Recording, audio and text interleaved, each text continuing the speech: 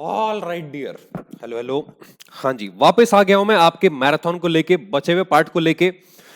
पहले मैं आपको बता दूं, जो रिकॉर्डिंग मैंने की थी मैराथन की, रात को ही अपलोड हो जाता। पीछे आपकी डेट लिखी हुई है 12 दिसंबर, बट आज हो चुकी है 13। वो भी आपको चैप्टर वाइज मिल रहे हैं मैराथन। लेकिन डियर, मैं आपको बता दूं, जो रिकॉर्डिंग मैंने की थी वो थोड़ा खराब हो गई, उसमें खाली ऑडियो ऑडियो आ गया, और जो आपका स्क्रीन रिकॉर्डिंग होनी थी वो नहीं हो पाई।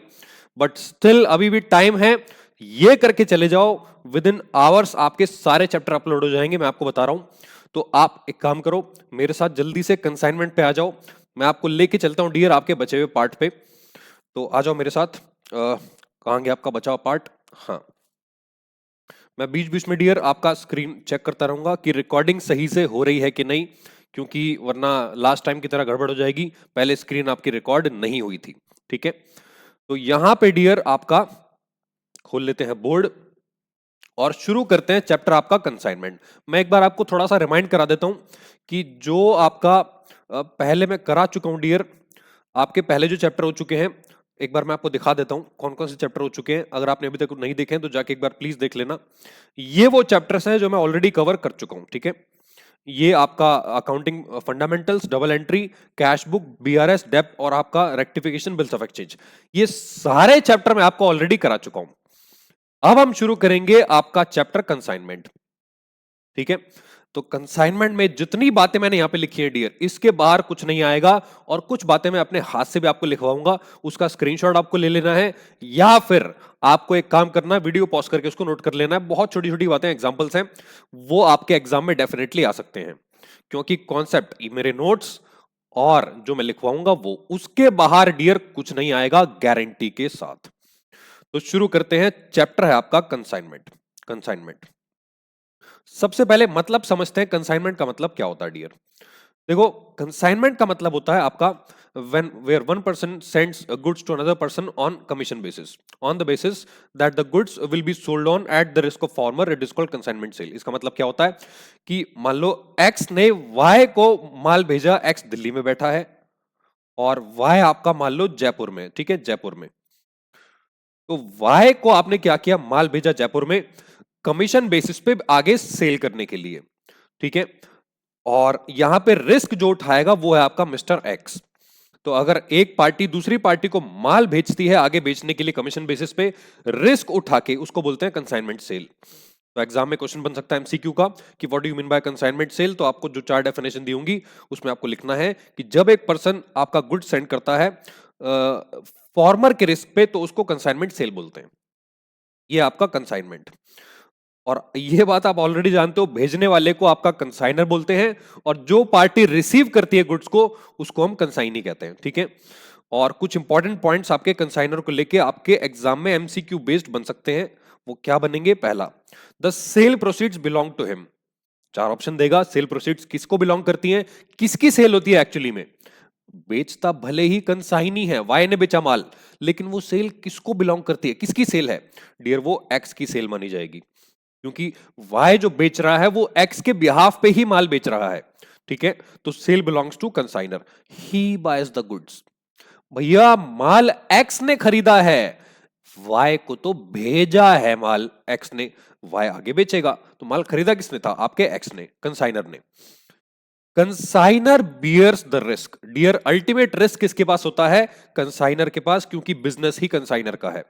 वाई जो कंसाइनी है वो सिर्फ आपके कमीशन के लिए काम कर रहा है, माल बेच रहा है आपके एक्स का, ठीक है? हाँ सर। अब आ जाओ नीचे कंसाइनी पे। डियर, कंसाइनी आप जानते हो वो पार्टी होती है जो आपका माल को रिसीव करती है। Party to whom goods are sent, जिसको माल भेजा जाता है उसको बोलते हैं आपका कंसाइनी या फिर एजेंट।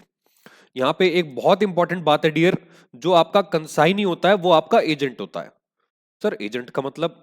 डियर, एजेंट का मतलब होता है जो कंसाइनर के बिहाफ पे आपका काम करे, यानी कि एज अ, मतलब सर्वेंट तो नहीं बोल सकते, बट जैसे दुकान पे आप काम करते हो ना, मालिक होता है और आपके जो काम करने वाले लोग होते हैं उनको आप एजेंट बोलते हो, क्योंकि वो आपके बिहाफ पे माल बेचते हैं। He undertakes to sell them on behalf of the consignor. तो ये भी आपका एमसीक्यू बनता है, ऑन बिहाफ ऑफ डैश। तो कंसाइनर आपका आंसर है। He gets the agreed commission for his services and expenses, उसको कमीशन दिया जाता है उसकी सर्विसेज के बदले और उसके खर्चों के भी बदले। खर्चे भी रिइंबर्स कर दिए जाते हैं, कमीशन भी उसका रिइंबर्स हो जाता है। अब यहां पे डियर मां सरस्वती का आशीर्वाद आपको लेके जाना है। आप जानते हो जो ब्लैक एंड येलो कॉम्बिनेशन है वो आशीर्वाद है, लेकिन कभी कभार ये खतरनाक साबित होता है अगर आप भूल जाओगे तो ये बात आपको ध्यान रखनी है। The relationship between consignor and the consignee is that of principal and agent. इसका मतलब जो कंसाइनर और कंसाइनी के बीच में रिलेशनशिप होता है डियर, वो आपके प्रिंसिपल और एजेंट का होता है। तो प्रिंसिपल यहां पे आपका कंसाइनर है और जो एजेंट है वो आपका कंसाइनी है। ये बात आपको ध्यान रखनी है। हाँ सर, ये ध्यान रहेगी। अब आ जाओ डियर आपका नीचे, important documents in a consignment business. Dear, important documents लिखने से पहले आपको एक डायलॉग लिखना है मेरे साथ। डायलॉग, फेमस डायलॉग है, ये डायलॉग दिल में बसा लेना। डायलॉग लिखो मेरे साथ। डायलॉग में लिखो, जो माल बेचता है, जो माल, सॉरी मैंने कुछ गलत लिख दिया। हाँ, जो माल, अरे, जो माल बेचता है, मैं व्हाट्सएप लैंग्वेज यूज कर रहा हूं डियर। जो माल बेचता है वो ही अकाउंट सेल्स भेजता है। ठीक है, जो माल बेचता है वो ही अकाउंट सेल्स भेजता है। ये डायलॉग आपको याद रखना है, इससे डॉक्यूमेंट आपको क्लियर हो जाएंगे। कुछ बच्चों को कंफ्यूजन होता है कि कंसाइनर कौन सा डॉक्यूमेंट भेजता है, कंसाइनी कौन सा डॉक्यूमेंट भेजता है। ठीक है, तो जो माल बेचता है वही अकाउंट सेल्स भेजता है। अब डायलॉग लिखने के बाद आ जाओ मेरे साथ वापस। लिख लिया आपने, ले लिया स्क्रीनशॉट या फिर लिख लिया होगा आपने इसको? इतना टाइम नहीं है कि मैं आपको लिखने का टाइम दूं डियर। हाँ जी, आ जाओ मेरे साथ वापस। अकाउंट सेल्स, पहला डॉक्यूमेंट है आपका अकाउंट सेल्स। अकाउंट सेल्स का मतलब क्या होता है? It is sent by consignee to the consignor. Consignee कौन? जो माल बेचेगा। अरे, जो माल बेचता है वही अकाउंट सेल्स भेजता है। तो अगर सेल्स वर्ड डियर इसके अंदर आ रहा है तो इसका मतलब वो कंसाइनी ने भेजा होगा। बस छोटा सा पॉइंट था, आपको याद हो गया ये। हाँ सर, इसके अंदर डिटेल कौन कौन सी होती है? कंसाइनी ने जो माल बेचा उसका खर्चा कितना हुआ, उसका कमीशन कितना बनता है, जो एडवांस उसने कंसाइनर को दे रखा है, या ठीक है, और net amount due. Net amount due का मतलब जो पेमेंट आपका फाइनल सेटलमेंट वाली बाकी है, फाइनल सेटलमेंट। ठीक है, आप जानते हो फाइनल सेटलमेंट जो होता है या तो कंसाइनी कंसाइनर को पे करेगा, या मोस्टली केस में यही होता है, और या फिर अगर कंसाइनी ऑलरेडी एडवांस पे कर चुका ज्यादा तो हो सकता है उसके ऊपर सेटलमेंट आ जाए, यानी कि कंसाइनी को net amount due from consignor मिल जाए। ये बातें हम डिस्कस करेंगे आगे जाके भी प्रैक्टिकल के अंदर। अब दूसरा डॉक्यूमेंट होता है प्रोफार्मा इनवॉइस। डियर, जो माल खरीदता है वही आपका प्रोफार्मा इनवॉइस भेजता है। ऊपर सेल्स वाला आप जानते हो कंसाइनी, अब ये जो डॉक्यूमेंट है ये आपका कंसाइनर भेजता है। ठीक है, कंसाइनर। तो यहां पे it is not an invoice. मैं आपको बता दूं ये एक एक्चुअल इनवाइस नहीं होता, सिर्फ एक बिल की तरह होता है दिखने में। इसके अंदर जो डिटेल होती है डियर, ये कंसाइनर बनाता है। कंसाइनर आपका क्या क्या बताएगा कंसाइनी को, कि गुड्स की क्वांटिटी कितनी है, गुड्स की वैरायटी कौन कौन सी है, उसका प्राइस कितना है, और खर्चा कंसाइनर का कितना हो गया है अभी तक। ये सारी बातें जो है आपके प्रोफार्मा इनवॉइस के अंदर लिखी जाती हैं। मैं एक बार डियर चेक कर लूं जरा कि रिकॉर्डिंग सही से हो रही है कि नहीं। हाँ, हो तो रही है। ठीक है, ऑल राइट। देखो, 10 सेकंड आपके मुझे पता है बीच बीच में वेस्ट होंगे, बट मैं दोबारा रिकॉर्डिंग को खराब नहीं करना चाहता, इसलिए मैं बीच में चेक करता रहूंगा। ठीक है, हाँ सर। आप आ जाओ मेरे साथ आपके टाइप्स ऑफ कमीशन पे। देखो, टाइप्स ऑफ कमीशन बताने से पहले मैं आपको इस पे सिर्फ ऑर्डिनरी कमीशन बताऊंगा, क्योंकि बाकी जो कमीशन है डियर वो कवर हो जाएंगे आपके प्रैक्टिकल एमसीक्यू के साथ। और इसमें जो डेल क्रेडिटर कमीशन है इसका कॉन्सेप्ट भी मैं आपको प्रैक्टिकल के साथ कवर करा दूंगा। सर, प्रैक्टिकल के साथ? हाँ डियर, अभी कुछ बहुत सारी बातें मैं आपको ऐसी बताने वाला हूं जिसमें पूरा चैप्टर कवर हो जाएगा, पूरा चैप्टर। सर कब बताओगे? बस 1 मिनट के बाद। तो सबसे पहले आ जाओ ऑर्डिनरी कमीशन पे। ऑर्डिनरी कमीशन क्या होता है? देखो, ordinary commission dear, it is paid as a remuneration for the sales made. मतलब सिंपल लैंग्वेज में ये एक तरीके का बेसिकली सिर्फ एक रेम्युनरेशन होती है, यानी कि एक हर्जाना होता है जो सेल्स उसने करी, जो सर्विस उसने आपको दी कंसाइनी ने आपको, उसके बदले आप उसको कमीशन दे रहे हो। Consignee does not guarantee that all debtors will pay up. Consignee जो होता है ना, जैसे वाई था, वो क्रेडिट सेल भी तो करेगा। तो डियर, क्रेडिट सेल्स में तो गारंटी नहीं है कि डेटर से पैसा आएगा कि नहीं। तो उस केस में वो गारंटी नहीं देता कि भैया पैसे मिलेंगे कि नहीं, लेकिन हाँ अगर आप उसको एक दूसरा कमीशन दे दो डेल क्रेडिटर तो वो गारंटी दे सकता है। बट अभी हम उसकी बात नहीं कर रहे हैं। It means he is not responsible for bad dates and percentage is generally lower. इसमें नॉर्मली कम परसेंटेज मिलती है। हायर परसेंटेज डियर आपकी सबसे ओवरराइडिंग में ज्यादा रहती है। ओवरराइडिंग का मतलब ही एक्स्ट्रा हार्ड वर्क करने का आपका होता है मीनिंग, ठीक है। अब यहां से मैं आपका शुरू करने वाला हूं डियर, यहां से शुरू करने वाला हूं आपका प्रैक्टिकल पोर्शन। तो आपको बस एक काम करना है, मेरे साथ यहां पे जो भी मैं लिखूंगा डियर, जो भी मैं लिखूंगा बातें, वो सारी आपको मेरे साथ साथ नोट डाउन करते चलनी है स्पीड से, ठीक है। स्पीड से डायलॉग आपने लिख लिया होगा, इसको मैं हटा देता हूं। अब यहां पे थोड़ा सा मैं इसको जूम आउट कर देता हूं, ठीक है, थोड़ा सा जूम आउट, क्योंकि मुझे ये लाइनें चाहिए होंगी। हाँ, अब आ जाओ डियर आपके प्रैक्टिकल पोर्शन पे। तो सबसे पहले जो अकाउंटिंग होती है डियर, अकाउंटिंग मैं यहां पे लिख देता हूं, accounting in the books of consignor, ठीक है। अब मैं आपको अकाउंटिंग प्रैक्टिकल पोर्शन पे लेके चल रहा हूं, अकाउंटिंग पे। तो अकाउंटिंग में डियर आपको क्या करना है, सबसे पहले मैं आपको बताऊंगा बुक्स ऑफ कंसाइनर। आप जानते हो दो ही पार्टी होती है, बुक्स ऑफ कंसाइनर, कंसाइनर। इसमें कंसाइनर की बुक्स में जो पहला अकाउंट बनता है वो होता है आपका कंसाइनमेंट अकाउंट। पहला जो अकाउंट होता है वो होता है consignment account, consignment account. Consignment basically एक नॉमिनल अकाउंट होता है, नॉमिनल अकाउंट। इसमें ये आप प्रॉफिट लॉस निकालते हो कंसाइनमेंट का, ठीक है। प्रॉफिट लॉस कैसे निकलता है एक बार देखते हैं फॉर्मेट के थ्रू। कंसाइनमेंट अकाउंट, ये आपका कंसाइनमेंट अकाउंट है, ठीक है। आपके डेबिट क्रेडिट साइड होती है इसके अंदर, ये बात आप जानते हो ऑलरेडी। अब कंसाइनमेंट अकाउंट के अंदर डियर कौन कौन से आपके अकाउंट्स आते हैं, मतलब कौन कौन सी पोस्टिंग आती है वो मैं आपको बताने वाला हूं। सबसे पहले कंसाइनमेंट की जो स्टार्टिंग होती है डियर, स्टार्टिंग वो होती है आपके गुड्स सेंट ऑन कंसाइनमेंट से, to goods sent on consignment account. ये पहला एक्सपेंस होता है कंसाइनर का।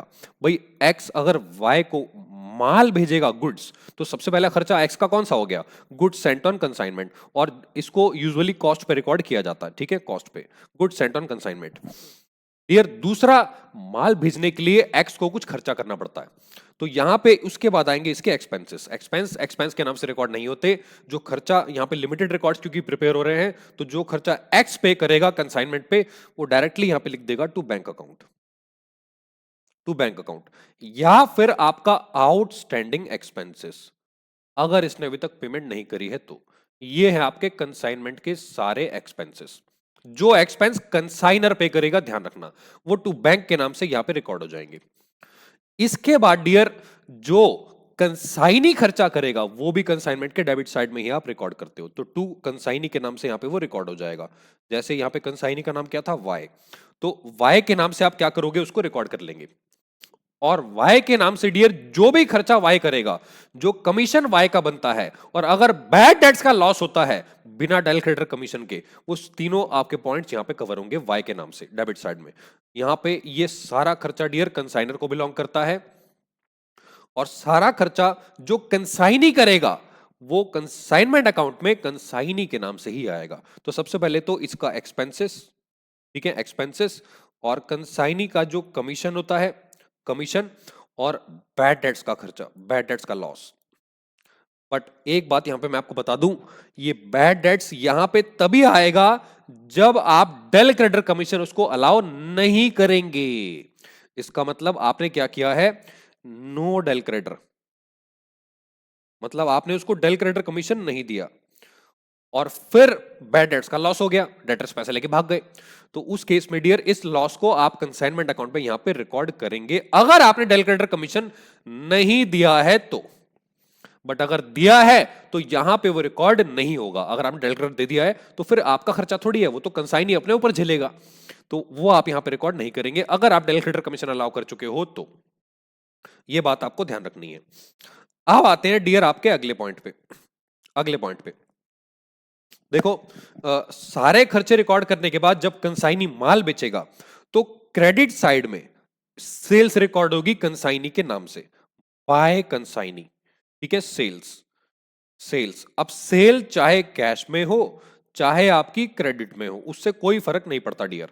सेल तो सेल है, टोटल सेल आपकी टोटल इनकम होती है। और यहां पे क्रेडिट सेल इसलिए भी रिकॉर्ड हो रही है डियर कि जो कंसाइनमेंट अकाउंट बनाया जाता है वो आपके अक्रूवल बेसिस पे बनाया जाता है। ठीक है, अक्रूवल बेसिस पे, ये बात आपको ध्यान रखनी है। इस पे बेस्ड एक एमसीक्यू क्वेश्चन एग्जाम में डेफिनेटली आता ही आता है कि कंसाइनमेंट अकाउंट कौन से बेसिस पे बनता है और कंसाइनमेंट अकाउंट का नेचर क्या होता है। तो नॉमिनल एंड अक्रूवल, ठीक है, ये बात आपको ध्यान रखनी है। अब सेल्स के बाद होता क्या डियर, कभी कभार ना बिजनेस में लॉस भी हो जाता है, तो उसको हम बोलते हैं एबनॉर्मल लॉस। तो वो भी आपके कंसाइनमेंट अकाउंट की क्रेडिट साइड में उसको रिकॉर्ड किया जाता है बाय एबनॉर्मल लॉस के नाम से। इसको लॉस इन ट्रांजिट कभी कभार कहते हैं, और दोनों कभी कभार अलग भी हो सकते हैं। लॉस इन ट्रांजिट का मतलब होता है एक्स ने वाई को माल भेजा, रास्ते में माल आपका बर्बाद हो गया, और वाई के पास माल पहुंचा, गोडाउन में भी आग लग गई। तो लॉस इन ट्रांजिट रास्ते वाला और वहां वाला एबनॉर्मल लॉस दोनों अलग अलग हो सकते हैं, बट नॉर्मली आप उसका एबनॉर्मल लॉस भी लिख सकते हो पूरा का पूरा। ठीक है, हाँ सर। अब यहां पे डियर जो एबनॉर्मल लॉस होता है इसकी अलग से कैलकुलेशन होती है, तो ये हम आगे जाके सीखने वाले हैं कैसे। और इसके अलावा डियर आखिरी में इसमें रिकॉर्ड होता है आपका by stock on consignment. By stock on consignment, stock on consignment, ये भी हम आगे जाके सीखने वाले हैं। ये दोनों आपकी कैलकुलेशन हम सीखेंगे कैसे होती है। ठीक है, हाँ सर। अब डियर एक सबसे खास बात आपको ध्यान रखनी है, यहां पे जो कंसाइनर की बुक्स है डियर, इसमें मेन अकाउंट्स दो होते हैं, नॉर्मली तीन होते हैं। सर ये क्या बोल दिया आपने, मेन अकाउंट्स दो होते हैं नॉर्मली तीन होते हैं, बताता हूं डियर। मैक्सिमम केस में आपके जो मेन अकाउंट्स होते हैं वो तीन ही हो सकते हैं। पहला अकाउंट आप ऑलरेडी बना चुके हो, ठीक है, पहला अकाउंट, जो पहला अकाउंट है वो है आपका कंसाइनमेंट अकाउंट, वो यहां पे मैंने बना के आपको दिखा दिया है। और इस अकाउंट से क्या निकलता है आपका प्रॉफिट लॉस, और इस प्रॉफिट लॉस को डियर हम ट्रांसफर करते हैं आपके, यहां लिख देता हूं टू, आपके जनरल पीएनएल में। यहां से एक एमसीक्यू बनता है, जनरल पीएनएल, जो प्रॉफिट ऑन कंसाइनमेंट होता है उसको आप कहां ट्रांसफर करते हो, आपके जनरल पीएनएल में। आंसर है जनरल पीएनएल। अब डियर जो बाकी दो अकाउंट्स हैं वो बताने से पहले मुझे आपको एक लॉजिक बताना है जनरल एंट्रीज का। वो लॉजिक क्या है मेरे साथ एक बार सुन लो, क्योंकि एग्जाम में एंट्रीज भी आ जाती हैं कभी कभार। तो एंट्रीज के केस में वो आपसे पूछेगा कौन सा अकाउंट डेबिट होगा, कौन सा अकाउंट क्रेडिट, तो उसका लॉजिक कैसे निकालना है बताता हूं। जर्नल लॉजिक, मान लो एग्जाम में क्वेश्चन आया कि stock on consignment in the consignment, sorry मतलब stock on consignment in the books of consignor, ये आपकी कौन सी बुक्स है, books of consignor. Stock on consignment is, तो आपको चार ऑप्शन देगा, स्टॉक ऑन कंसाइनमेंट, आपका वो चार ऑप्शन देगा जैसे कि A B C D, debited, credited, either of these, या फिर आपका नन ऑफ दीज। ठीक है, तो अब आपको चेक कैसे करना है कि वो डेबिट होगा कि क्रेडिट। डियर ये आपका एक लेजर अकाउंट है, इसमें क्रेडिट साइड में आप वो पोस्ट करते हो जो अकाउंट्स डेबिट होते हैं। है सर क्या बोल दिया, यस। और इसके डेबिट में आप वो पोस्ट करते हो जो अकाउंट डेबिट होते हैं। लेजर का रूल आपको याद होगा, जैसे यहां पे अगर आप एंट्री पास करोगे गुड सेंड करने की, तो एंट्री होगी consignment account debit to good sent on consignment, to bank account, to consignee account, to general PNL. Entry के अंदर कंसाइनमेंट तो डेबिट हो रहा है, लेकिन ये सारे अकाउंट डियर आपके एंट्री के अंदर क्रेडिट होते हैं।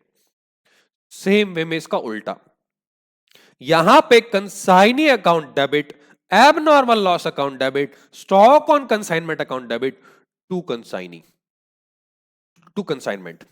ठीक है, तो एंट्री के अंदर डियर आपका जो स्टॉक हो रहा है भले ही वो क्रेडिट साइड में पोस्ट होता है, लेकिन एंट्री के अंदर वो क्या होगा आपका डेबिट, तो आपका जो आंसर हो जाएगा दैट विल बी डेबिटेड। ये लॉजिक आपको ध्यान रखना है।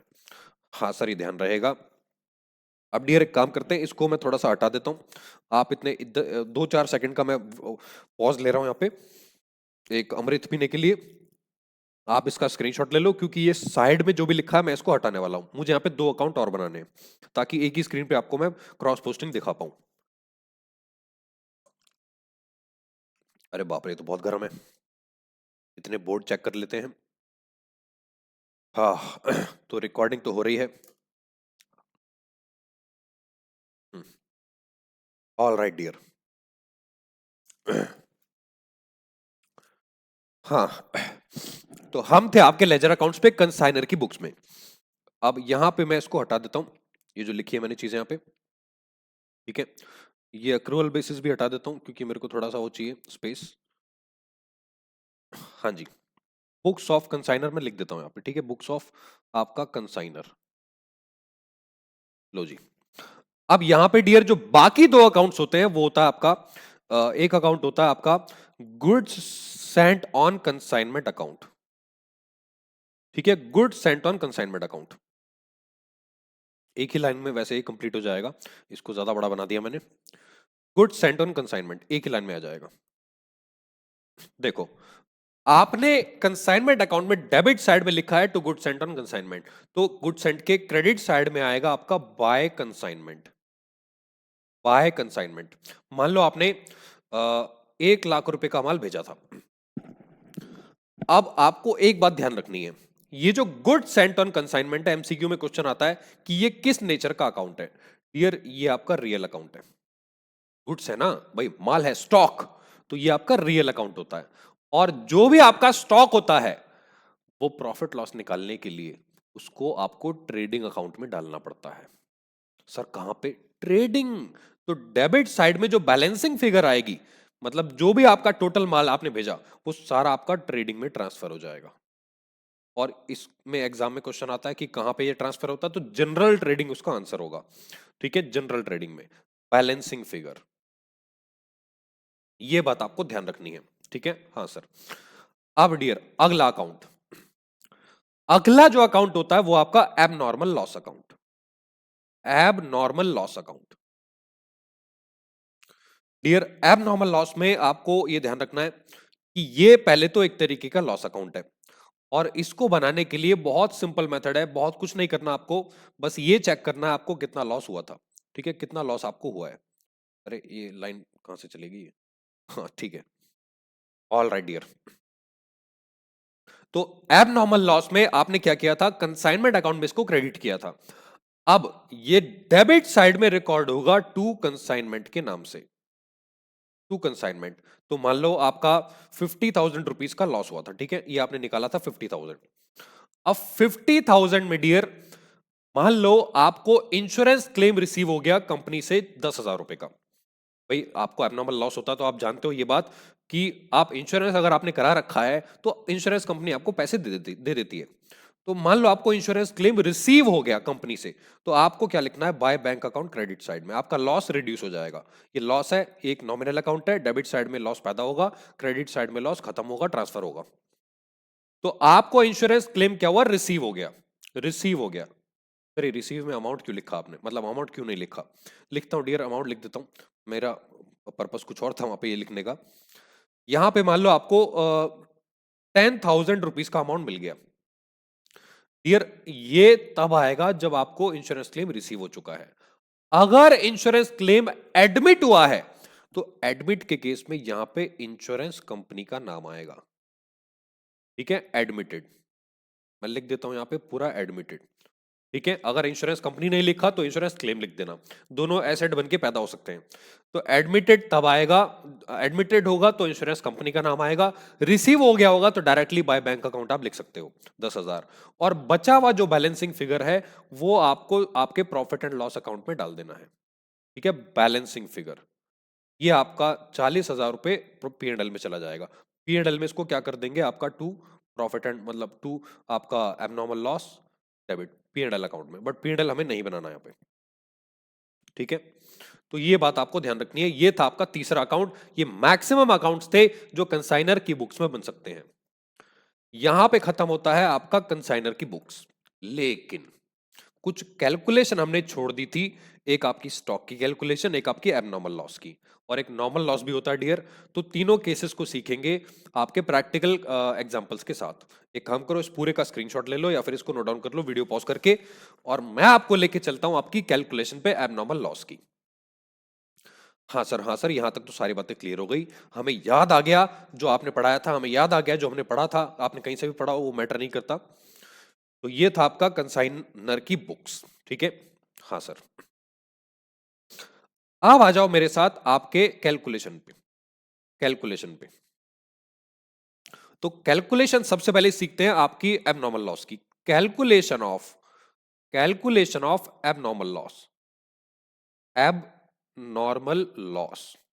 देखो एक छोटा सा एग्जांपल लेते हैं, छोटा सा एग्जांपल। मान लो आपने क्या किया, 1000 यूनिट कंसाइन करी, ठीक है। कॉस्ट ऑफ, तो आपको सबसे पहले इसमें क्या लेना होता है, कॉस्ट लेनी होती है। कॉस्ट ऑफ 1000 यूनिट्स जो आपने कंसाइन की है, एट द रेट मान लेते हैं आपने 100 रुपए के हिसाब से ये कंसाइनमेंट भेजा था आपके कंसाइनी को। तो सबसे पहले आप जानते हो कॉस्ट ऐड की जाती है। ये एक मिनट रुकना। यहां पे 1000 यूनिट्स मान लो अगर मैंने कंसाइंड ले ली, ठीक है, कंसाइंड ले ली, और अगर मेरा जो लॉस होता है वो 100 यूनिट्स का है, तो मुझे यहाँ पे 100 के हिसाब से ही कैलकुलेशन करनी पड़ेगी। तो यहाँ पे 100 लेते हैं डियर, 100 लेते हैं, ठीक है। आपने 1000 यूनिट भेजी थी और 100 यूनिट आपकी लॉस हो गई, एबनॉर्मल लॉस।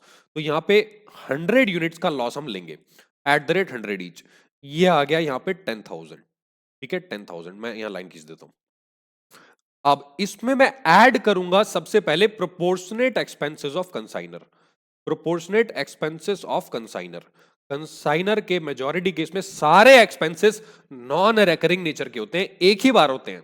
भाई कंसाइनर कंसाइनी को माल भेजेगा तो एक ही बार तो सारा खर्चा कर देगा ना रास्ते का। इसके गोडाउन तक पहुंचने तक जो भी एक्सपेंस होगा वो कंसाइनर आपका कर देगा। हाँ सर, तो प्रोपोर्शनेट एक्सपेंस आपको कैसे निकालना है। फॉर एग्जांपल कंसाइनर का जो एक्सपेंस हुआ था, मान लो वो आपका मान लेते हैं इसने 20,000 रुपीज का एक्सपेंस किया था, ठीक है, 20,000 का 1000 यूनिट पे। तो 20,000 रुपीज को आपको डिवाइड करना है यूनिट्स कंसाइंड से। जितनी यूनिट आपने कंसाइन की थी, यूनिट्स कंसाइंड, मैं लिख देता हूं यहां पे यूनिट्स कंसाइंड, ठीक है, कंसाइंड। तो 1000 यूनिट्स आपने कंसाइन की थी, इसको मैं मल्टीप्लाई कर दूंगा आपकी लॉस यूनिट से, मल्टीप्लाई कर दूंगा लॉस यूनिट से, तो जो कि है आपकी 100। तो total expense incurred by the consignor divide by units consigned into में लॉस यूनिट्स, इसका प्रोपोर्शनेट खर्चा निकल आएगा आपका 2000 रुपए, 2000 रुपए ये इसमें ऐड करना है। अब अगर लॉस कंसाइनी के गोडाउन में हुआ है, ध्यान रखना लॉस कहां हुआ है, कंसाइनी के गोडाउन में, तो भैया कंसाइनी भी उस पर कुछ खर्चा कर चुका होगा। तो उस केस में डियर आपको proportionate expense of direct proportionate expense, non recurring proportionate expense of consignee भी ऐड करना है।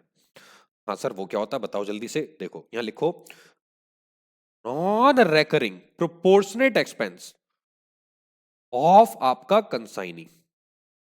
कंसाइनी, मान लो कंसाइनी ने जो खर्चा किया था, एग्जांपल ले लेते हैं छोटा सा, इसने 50,000 रुपीज का खर्चा किया है, जिसमें रेकरिंग एक्सपेंस जैसे गोडाउन रेंट हो गया, एडवर्टीजमेंट हो गया, वो आपका 20,000 है।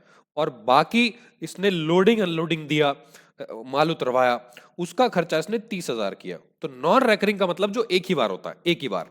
तो भैया हमें नॉन रेकरिंग एक्सपेंस को इसमें कंसिडर करना है। इसने खर्चा किया था 30,000, इसको डिवाइड कर देंगे टोटल यूनिट्स रिसीव्ड से। यहां ध्यान रखना डियर, यहां पे जो फॉर्मूला बनेगा वो टोटल यूनिट्स रिसीव्ड होगा। सर रिसीव्ड क्यों, बताता हूं। कभी कभार रास्ते में भी माल बर्बाद हो जाता है, तो जो यूनिट्स कंसाइनी रिसीव करता है हम उसके एक्सपेंस को रिसीव्ड यूनिट से डिवाइड करते हैं, क्योंकि नॉर्मल लॉस होने की पॉसिबिलिटी रास्ते में रहती है, एबनॉर्मल लॉस की भी रहती है। तो यूनिट्स रिसीव्ड से उसको डिवाइड किया जाता है। इसका लॉजिक मैं आगे जाके बताऊंगा नॉर्मल लॉस के केस में, ठीक है, बट अभी के लिए रिसीव्ड पूरी यूनिट्स है। और इनटू कर देंगे आपकी लॉस यूनिट से जो कि 100 है। तो ये 3,000 रुपए का आपका प्रोपोर्शनेट एक्सपेंस आ गया कंसाइनी का, और यहां पे डियर निकल आएगा आपका एबनॉर्मल लॉस। एबनॉर्मल लॉस ये हो गया आपका 15,000 रुपए। ये हम आपके कंसाइनमेंट अकाउंट में क्रेडिट साइड में पोस्ट कर देंगे। और डियर एक बात आपको ध्यान रखनी है, ये जो एबनॉर्मल लॉस है हमेशा हमेशा हमेशा आपकी कॉस्ट पे निकाला जाता है, ऑलवेज एट कॉस्ट, ठीक है। और इसका जो बैलेंस है वो आप जानते हो प्रॉफिट एंड लॉस में ट्रांसफर कर दिया जाता है। तो ये था आपका कैलकुलेशन ऑफ एबनॉर्मल लॉस। अब एक राज की बात मुझे आपको बतानी है, अगर ये माल रास्ते में लॉस होता है, लॉस इन ट्रांजिट होता है, लॉस इन ट्रांजिट, तो भैया यहां पे जो आपका कंसाइनी का एक्सपेंस है वो कंसिडर नहीं किया जाएगा। मैं लिख देता हूं यहां पे थोड़ा सा जूम आउट करके, थोड़ा जूम आउट करके यहाँ पे लिख देता हूं कि एक मिनट, कि in case of loss in transit, आपके कंसाइनी के expenses will not be considered, will not B आपके कंसिडर्ड। सर क्यों क्यों लेकिन क्यों? अरे रास्ते में माल बर्बाद हुआ है, कंसाइनी तक माल पहुंचा ही नहीं, तो जब उस तक माल पहुंचा नहीं तो वो खर्चा कैसे करेगा उस पर? ठीक है, सिंपल सी बात है ना। आपको बस कंसाइनर का उसमें एक्सपेंस जोड़ देना है प्रोपोर्शनेटली। थोड़ा सा जूम आउट कर देते हैं इसको हल्का सा। तो आपको क्या करना है, जो आपका जो आपका कंसाइनर है डियर, उसका एक्सपेंस आपको जोड़ देना है, आपका लॉस इन ट्रांजिट आ जाएगा। अब बात करते हैं क्लोजिंग स्टॉक की। डियर क्लोजिंग स्टॉक की कैलकुलेशन बिल्कुल सेम होती है जो आपकी एबनॉर्मल लॉस की हुई, बस यहां पे आपको क्या करना है, लॉस यूनिट्स की जगह क्लोजिंग स्टॉक की यूनिट्स रख देनी है। लॉस यूनिट्स की जगह क्लोजिंग स्टॉक की यूनिट्स रख देनी है। लो जी, एक तीर से दो निशाने। तो यहां पे खत्म होती है आपकी दो कैलकुलेशन, लॉस इन आपका एबनॉर्मल लॉस और आपकी क्लोजिंग स्टॉक की यूनिट्स का कैलकुलेशन। ठीक है, एक बार इसका स्क्रीनशॉट ले लो, मैं थोड़ा सा जूम आउट कर देता हूं ताकि आपको आसानी रहे। ठीक है, ये आप यहां से इसका स्क्रीनशॉट ले सकते हैं और यहां पे खत्म होती है आपकी कैलकुलेशन। अब हम चलते हैं अपने अगले टॉपिक पे जो कि है आपका नॉर्मल लॉस। ठीक है, नॉर्मल लॉस एक बार चेक कर लेते हैं रिकॉर्डिंग सही से हो रही है कि नहीं। ये क्या गिरा? हेलो, कोई है? पता नहीं। All right dear, I hope आपने इसको लिख लिया है। अब एक काम करते हैं, एक बार चेक कर लेते हैं रिकॉर्डिंग। रिकॉर्डिंग चालू है एंड कितने मिनट हो गए? आधा घंटा हो गया अपने को। 10-15 मिनट और 20 मिनट मैक्सिमम, चैप्टर खत्म हो जाएगा और फिर एमसीक्यू स्टार्ट करते हैं। ऑल राइट डियर, अब आ जाओ आप मेरे साथ आपके अगली कैलकुलेशन पे जो है आपका नॉर्मल लॉस। नॉर्मल लॉस, ठीक है, लिखो यहां पे मेरे साथ लिखो calculation of, sorry treatment of, calculation नहीं, कैलकुलेशन तो होती नहीं नॉर्मल लॉस की। Treatment of normal loss. Normal loss dear, normal loss का जो कंसाइनमेंट में ट्रीटमेंट होता है वो होता है नो ट्रीटमेंट। है सर नो ट्रीटमेंट? यस, लेकिन नॉर्मल लॉस का जो इंपैक्ट होता है, इंपैक्ट वो होता है इन्फ्लेशन, महंगाई। हाँ सर ये क्या बोल रहे हो आप? सही बोल रहा हूं एकदम।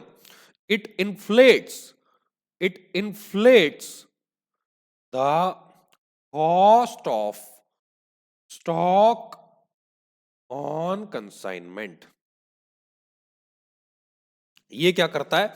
ये आपके स्टॉक को महंगा कर देता है, क्योंकि इसका जो बर्डन होता है डियर, इसका जो बर्डन होता है वो आप किस पे डाल देते हो? कस्टमर पे। एबनॉर्मल लॉस तो आपने खुद ही झेल लिया, आपने उसको अपना क्रेडिट कर दिया कंसाइनमेंट अकाउंट में, मतलब माल चला गया, आपने उसको क्रेडिट कर दिया, गायब कर दिया माल को, बर्डन कस्टमर पे नहीं गया। लेकिन डियर नॉर्मल लॉस का बर्डन कस्टमर पे जाता है। सर हमें कुछ भी समझ में नहीं आ रहा, प्रैक्टिकल समझ में आएगा आपको। देखो लिखो मेरे साथ, एक बहुत जबरदस्त एग्जांपल है डियर, इससे आपको समझ में आ जाएगा कि इसका बर्डन कस्टमर पे कैसे जाता है। देखो एक छोटा सा एग्जांपल ले रहा हूं, एग्जांपल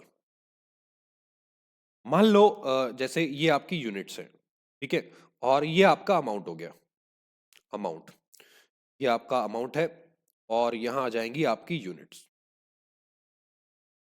ठीक है, तो मान लो मैंने 1000 यूनिट्स क्या किया? कंसाइन करी। ठीक है, 1000 यूनिट्स, और ये 1000 यूनिट्स की जो कॉस्ट थी वो 100 रुपए के हिसाब से थी।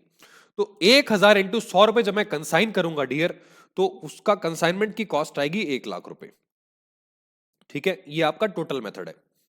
तो टोटल मेथड क्या होता है डियर? इससे भी आप क्या कर सकते हो ना, आप टोटल मेथड से भी, मतलब आप क्या करो, टोटल कॉस्ट मेथड से आप क्लोजिंग स्टॉक की वैल्यू भी निकाल सकते हो और एब नॉर्मल लॉस की भी वैल्यू आप निकाल सकते हो।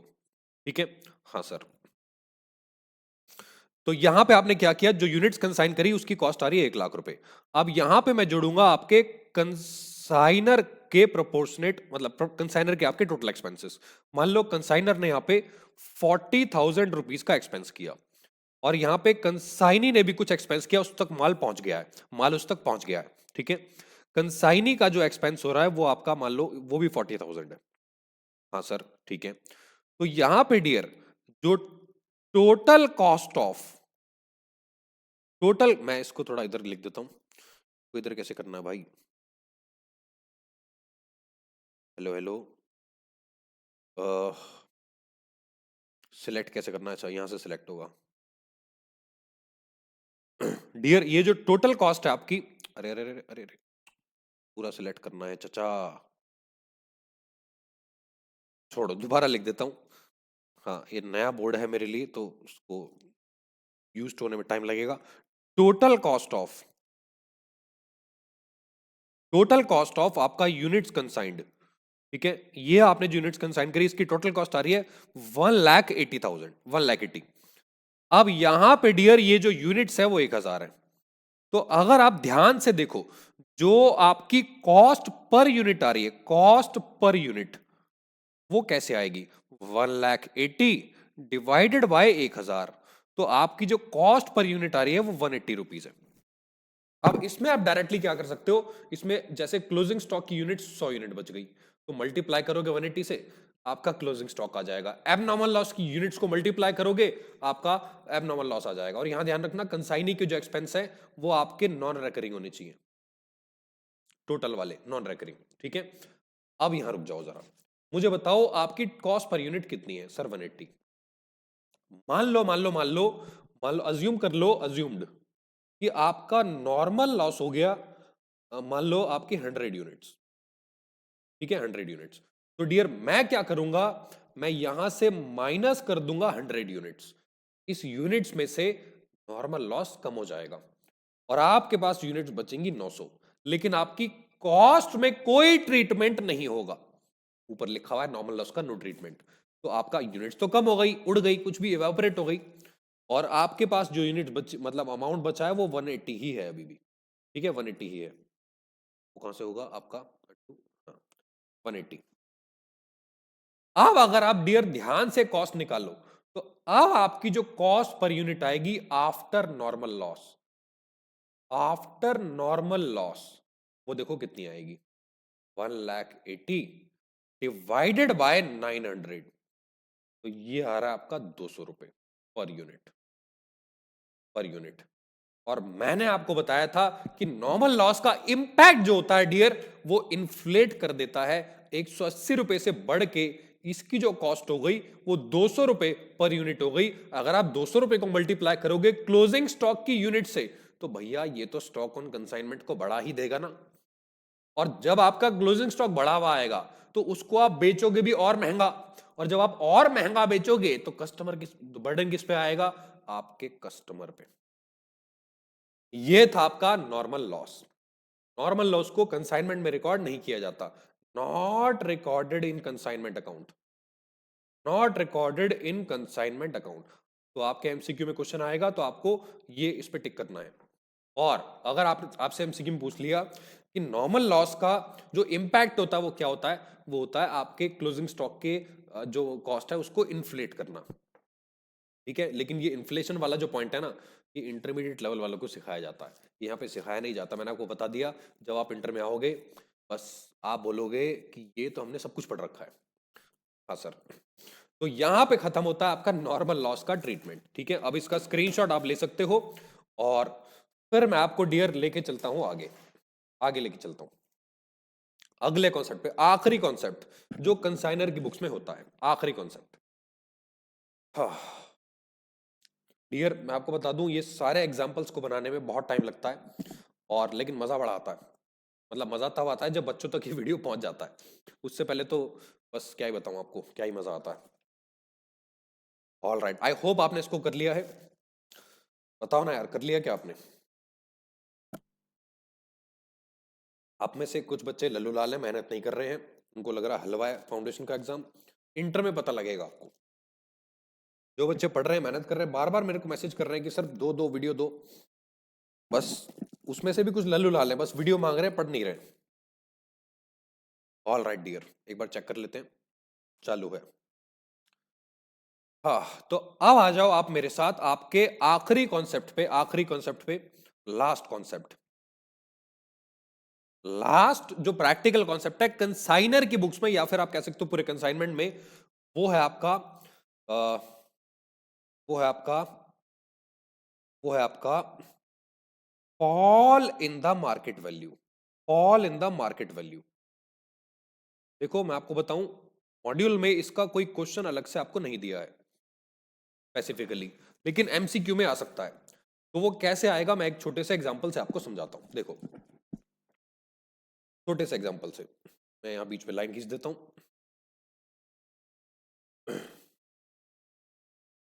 देखो एग्जांपल मान लेते हैं, सबसे पहले तो जैसे आपने क्या किया डियर, यूनिट्स कंसाइन करी, यूनिट्स कंसाइंड, ठीक है, यूनिट्स कंसाइंड। यहां पे अगेन मैं ले लेता हूं आपका, ये हो गई यूनिट्स और ये हो गया आपका अमाउंट, ठीक है। मान लो आपने 2000 यूनिट्स कंसाइन करी है और इसकी जो कॉस्ट है वो आपकी 100 रुपए की है, ठीक है। तो आप जानते हो आपको यूनिट्स वाले कॉलम में क्या लिखना है, ठीक है, आपको क्या करना है, यूनिट्स वाले कॉलम में क्या लिखना है।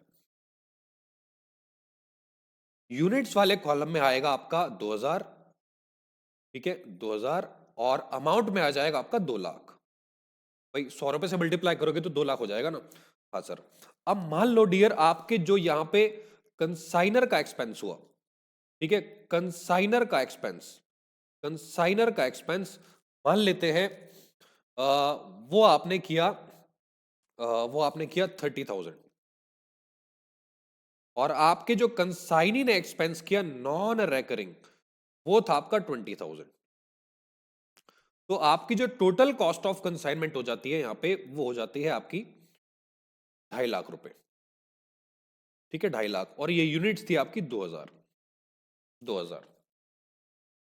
अब इस क्वेश्चन में आपको कुछ अलग से चीजें दी हैं, जैसे इस क्वेश्चन में आपको दिया हुआ है कि आपने यहां पे 1800 यूनिट्स जो है बेच दी है, सोल्ड एट द रेट 150, ठीक है, एट द रेट 150।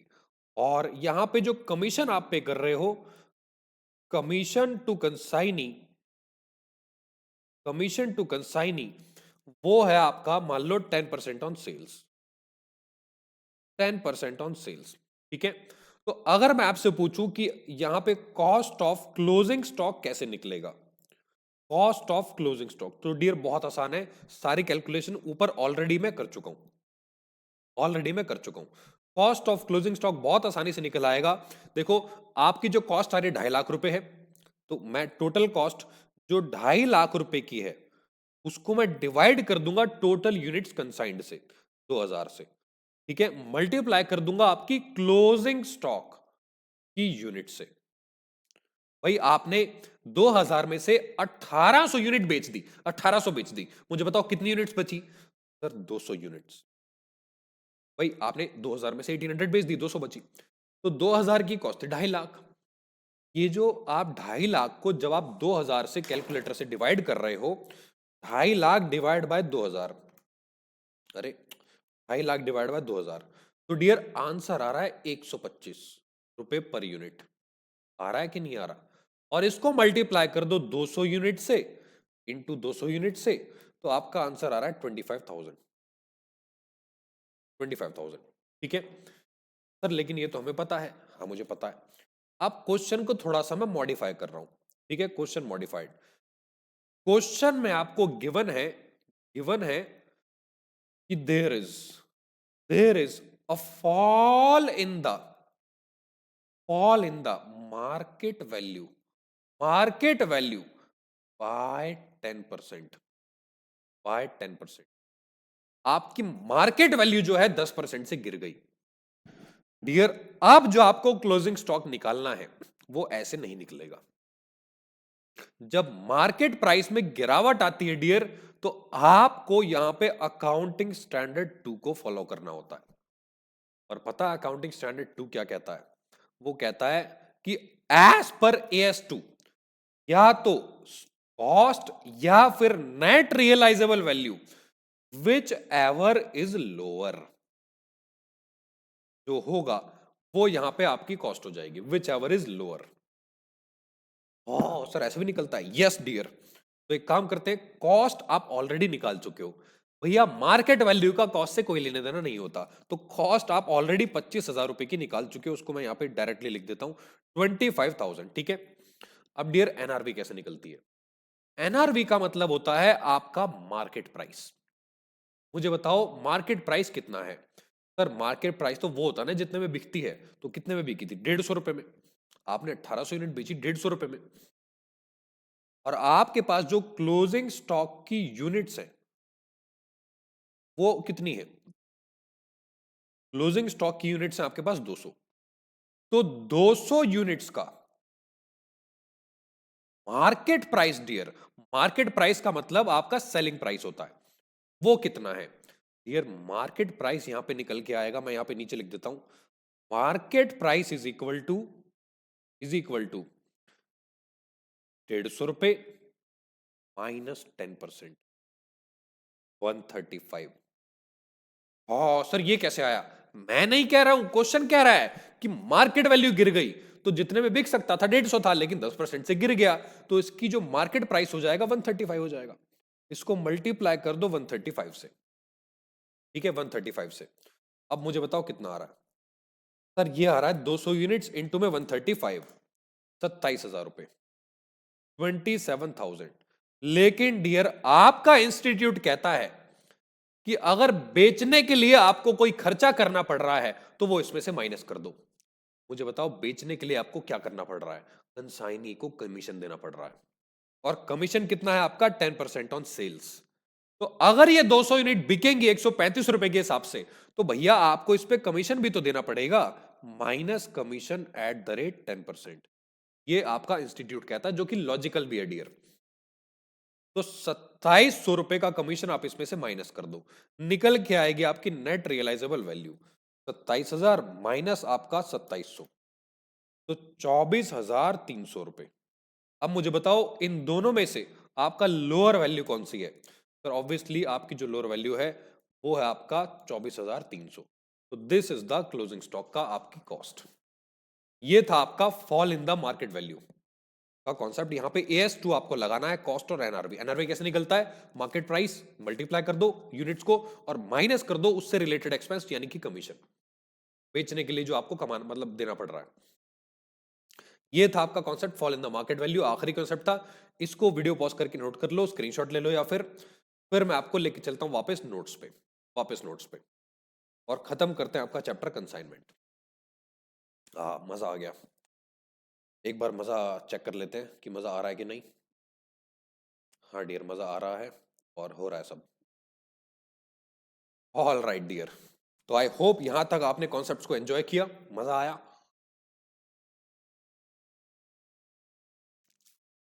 हाँ, तो अब चलते हैं आपके अगले कॉन्सेप्ट पे,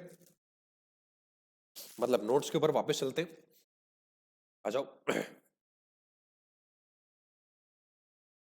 कहां तक कर लिया था हमने? हम कमीशन पे थे।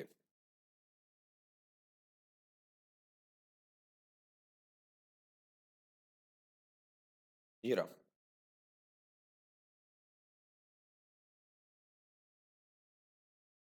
हाँ जी डियर। ऑल राइट, तो यहां पे हम पढ़ रहे थे आपका del creditor commission. Del creditor commission is paid to save the loss of bad debts. तो डेल क्रेडिटर कमीशन मैं आपको कॉन्सेप्ट बता चुका हूं कि ये बैड डेट्स से लॉस, बैड डेट्स के लॉस से बचने के लिए कंसाइनर जो है कंसाइनी को पे करता है, और कंसाइनमेंट अकाउंट में इसको बैड डेट्स के लॉस को रिकॉर्ड नहीं किया जाता अगर आपने पे कर रखा है तो। Agent is responsible for bad debts payable on total sales, total sale पे दिया जाता है। ओवर राइडिंग कमीशन, ये एक्स्ट्रा कमीशन होता है नॉर्मल से ऊपर। इसके रीजन क्या होते हैं? Hard work introducing new product, नया प्रोडक्ट आप लॉन्च करते हो तो एक्स्ट्रा मेहनत उसको बेचने में करनी पड़ती है, ठीक है। हाँ सर, तो making sales at higher price higher than the fix price. Fix price का मतलब होता है जैसे कंसाइनर ने कंसाइनी को बोला कि देखो मैं आपको कॉस्ट तो नहीं बता सकता, बट आपको ये प्रोडक्ट 120 का बेचना है।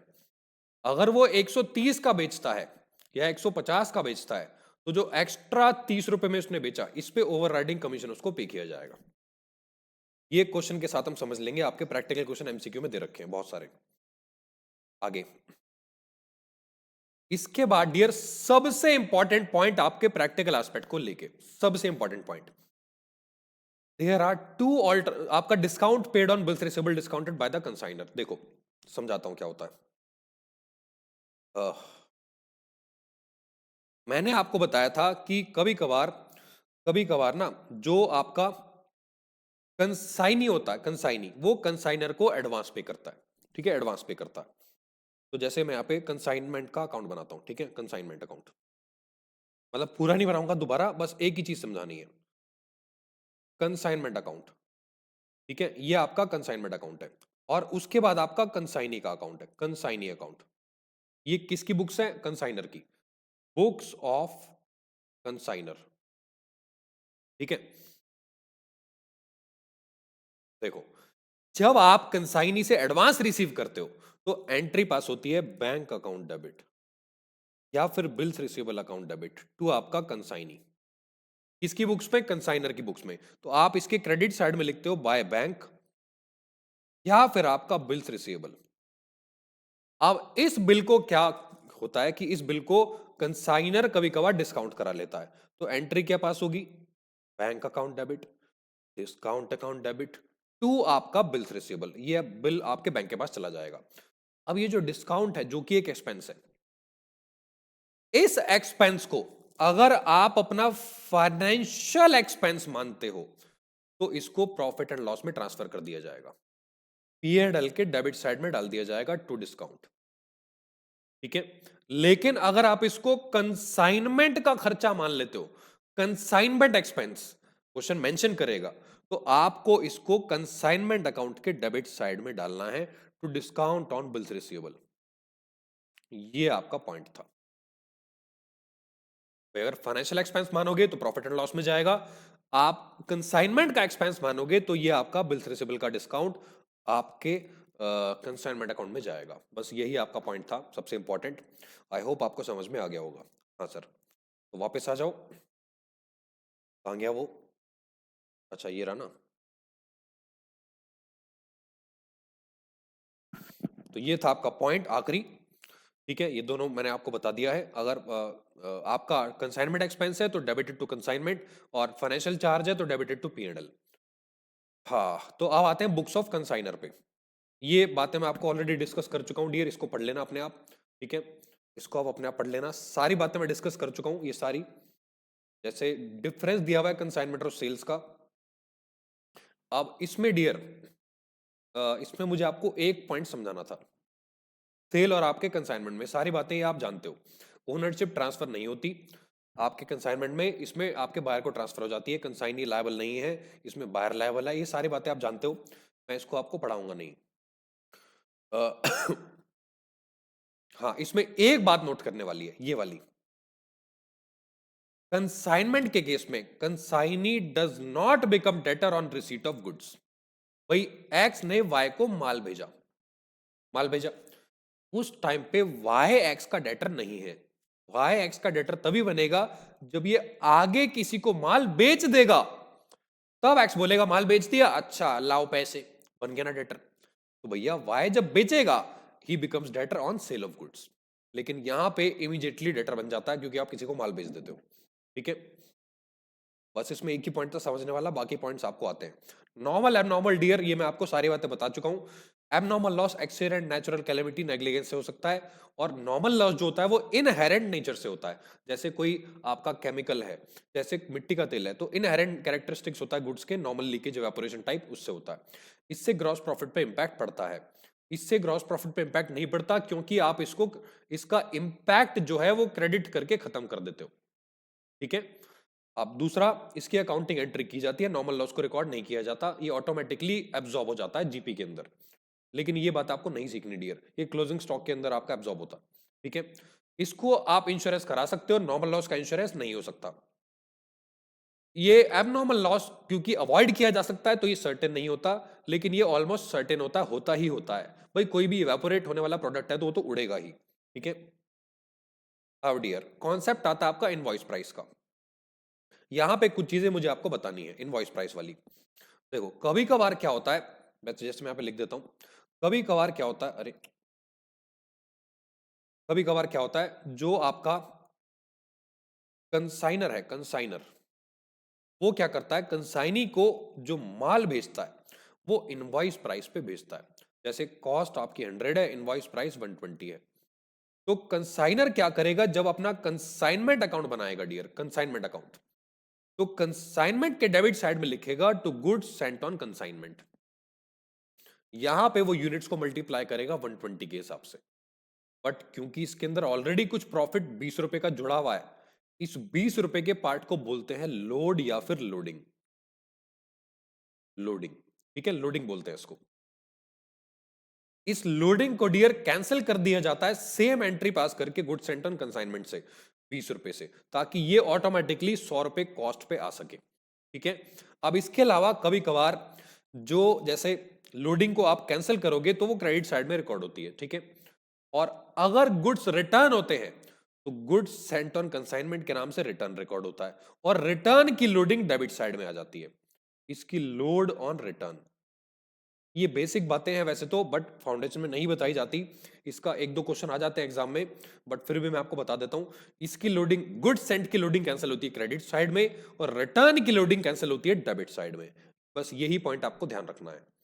और क्लोजिंग स्टॉक जब आप निकालोगे, अगर आप इसको इनवॉइस प्राइस पे निकालते हैं डियर, तो इसकी जो लोडिंग होती है वो आपकी डेबिट साइड में कैंसिल हो जाती है। ठीक है, और उसको बोलते हैं स्टॉक रिजर्व।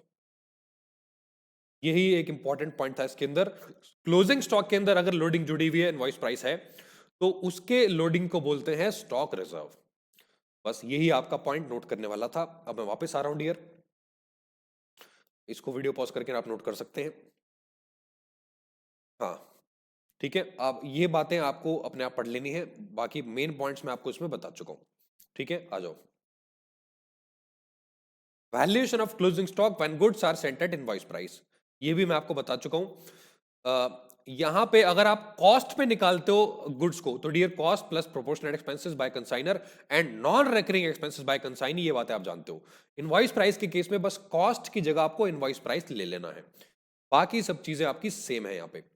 ठीक है, और ऑपरेटिंग करेक्ट रिजल्ट निकालने के लिए आपको क्या करना है, लोड को कैंसिल करना होता है, उसको एडजस्ट करना होता है आपके ऑपोजिट साइड में। ठीक है, करेक्ट प्रॉफिट निकालने के लिए। हाँ, ये आ गया आपका goods in transit.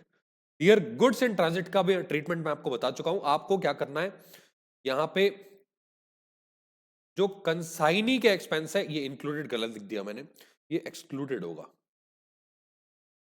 Not included. Consignee का जो एक्सपेंस है डियर, वो आपका इंक्लूड नहीं किया जाएगा, क्योंकि वो माल उस तक पहुंचा ही नहीं है। ठीक है, लॉस ऑफ गुड्स मैं आपको ऑलरेडी बता चुका हूं, तो ये भी आपको पढ़ लेना अपने आप, लॉस इन ट्रांजिट। अच्छा, एक मिनट रुको, एक मिनट रुको, एक मिनट रुको, ये मैंने एक चीज गलत बता दी आपको, इसको ठीक करते हैं। ये लॉस इन ट्रांजिट की बात नहीं हो रही थी, ये गुड्स इन ट्रांजिट की बात हो रही थी। मान लो एक्स ने वाई को माल भेजा, ठीक है, और 1000 यूनिट भेजी, इस तक 800 यूनिट पहुंच गई। ठीक है, 800 यूनिट, और 200 यूनिट अभी रास्ते में है, इन ट्रांजिट, रास्ते में है, और इसने 700 यूनिट बेच दी, 100 यूनिट इसके पास क्लोजिंग स्टॉक बच गया। फिर जब आप क्लोजिंग स्टॉक निकालोगे, तो आप क्लोजिंग स्टॉक 100 यूनिट से नहीं निकालोगे, 200 प्लस 100, 300 यूनिट का क्लोजिंग स्टॉक आएगा। और क्लोजिंग स्टॉक के अंदर दोनों के एक्सपेंसेस जोड़े जाते हैं, इसको भी हम क्लोजिंग स्टॉक ही मान लेंगे, क्योंकि ये बिका नहीं है अभी। तो goods in transit, loss in transit नहीं, लॉस इन ट्रांजिट नहीं, गुड्स इन ट्रांजिट में आप दोनों के एक्सपेंस यहां पे इंक्लूड करेंगे, कंसाइनी के भी, कंसाइनर के भी। लॉस ऑफ गुड्स का ट्रीटमेंट मैं आपको सारी बातें बता चुका हूं, प्रैक्टिकली ये पढ़ लेना, और कोई डाउट आए तो आप पूछ सकते हो। ठीक है, अब आगे चलते हैं। तो एबनॉर्मल लॉस का भी ट्रीटमेंट मैं आपको बता चुका हूं। ठीक है, अब आखिरी टॉपिक बचता है आपका कंसाइनी की बुक्स। तो आखिरी पढ़ावा चुका है दोस्तों कंसाइनी की बुक्स। कंसाइनी की बुक्स मुझे आपको बतानी है, एक बार थोड़ा सा मैं अमृत पी लेता हूं, फिर कंसाइनी की बुक्स आपका खत्म करके 5 मिनट लगेंगे मैक्सिमम, शुरू करते हैं आपके एमसीक्यू।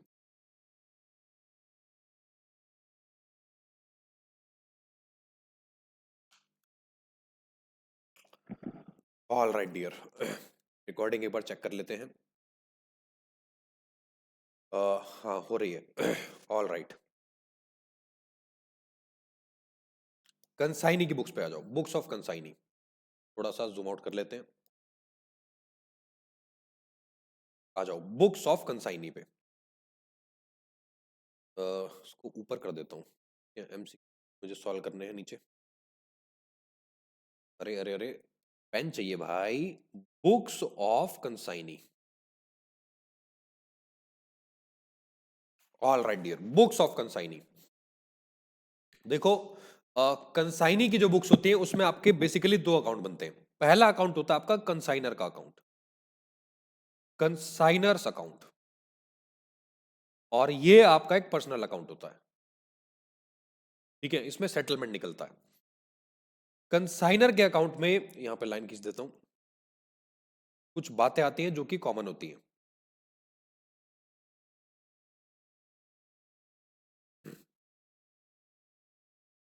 हाँ जी, तो सबसे पहले कंसाइनर का जो अकाउंट होता है उसमें बता देता हूं क्या क्या आता है। अह, अगर कंसाइनी कोई भी खर्चा करता है, खर्चा मतलब मान लो इसने सबसे पहले एडवांस पे किया, किसको, कंसाइनर को, तो ये एंट्री पास करेगा कंसाइनर अकाउंट डेबिट टू आपका कैश बैंक या फिर आपका बिल्स पेबल। तो इसके डेबिट साइड में ये लिखेगा टू कैश बैंक या फिर आपका बिल्स पेबल अकाउंट। ये क्या है, आपका एडवांस। इसने कंसाइनर को एडवांस पे कर दिया, वो यहां पे आएगा डेबिट साइड में। ठीक है, ये वो पैसा है जो कंसाइनर इसको पे कर चुका है, कंसाइनर को, कंसाइनर को पे कर चुका है।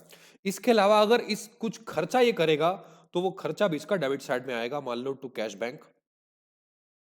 और अगर कोई आउटस्टैंडिंग एक्सपेंस है तो आउटस्टैंडिंग एक्सपेंस के नाम से यहां पे आ जाएगा। ये बात आप जानते हो, ये लायबिलिटी बन के पैदा होगा। ठीक है, हाँ सर, ये हो गया आपका कंसाइनी का एक्सपेंस।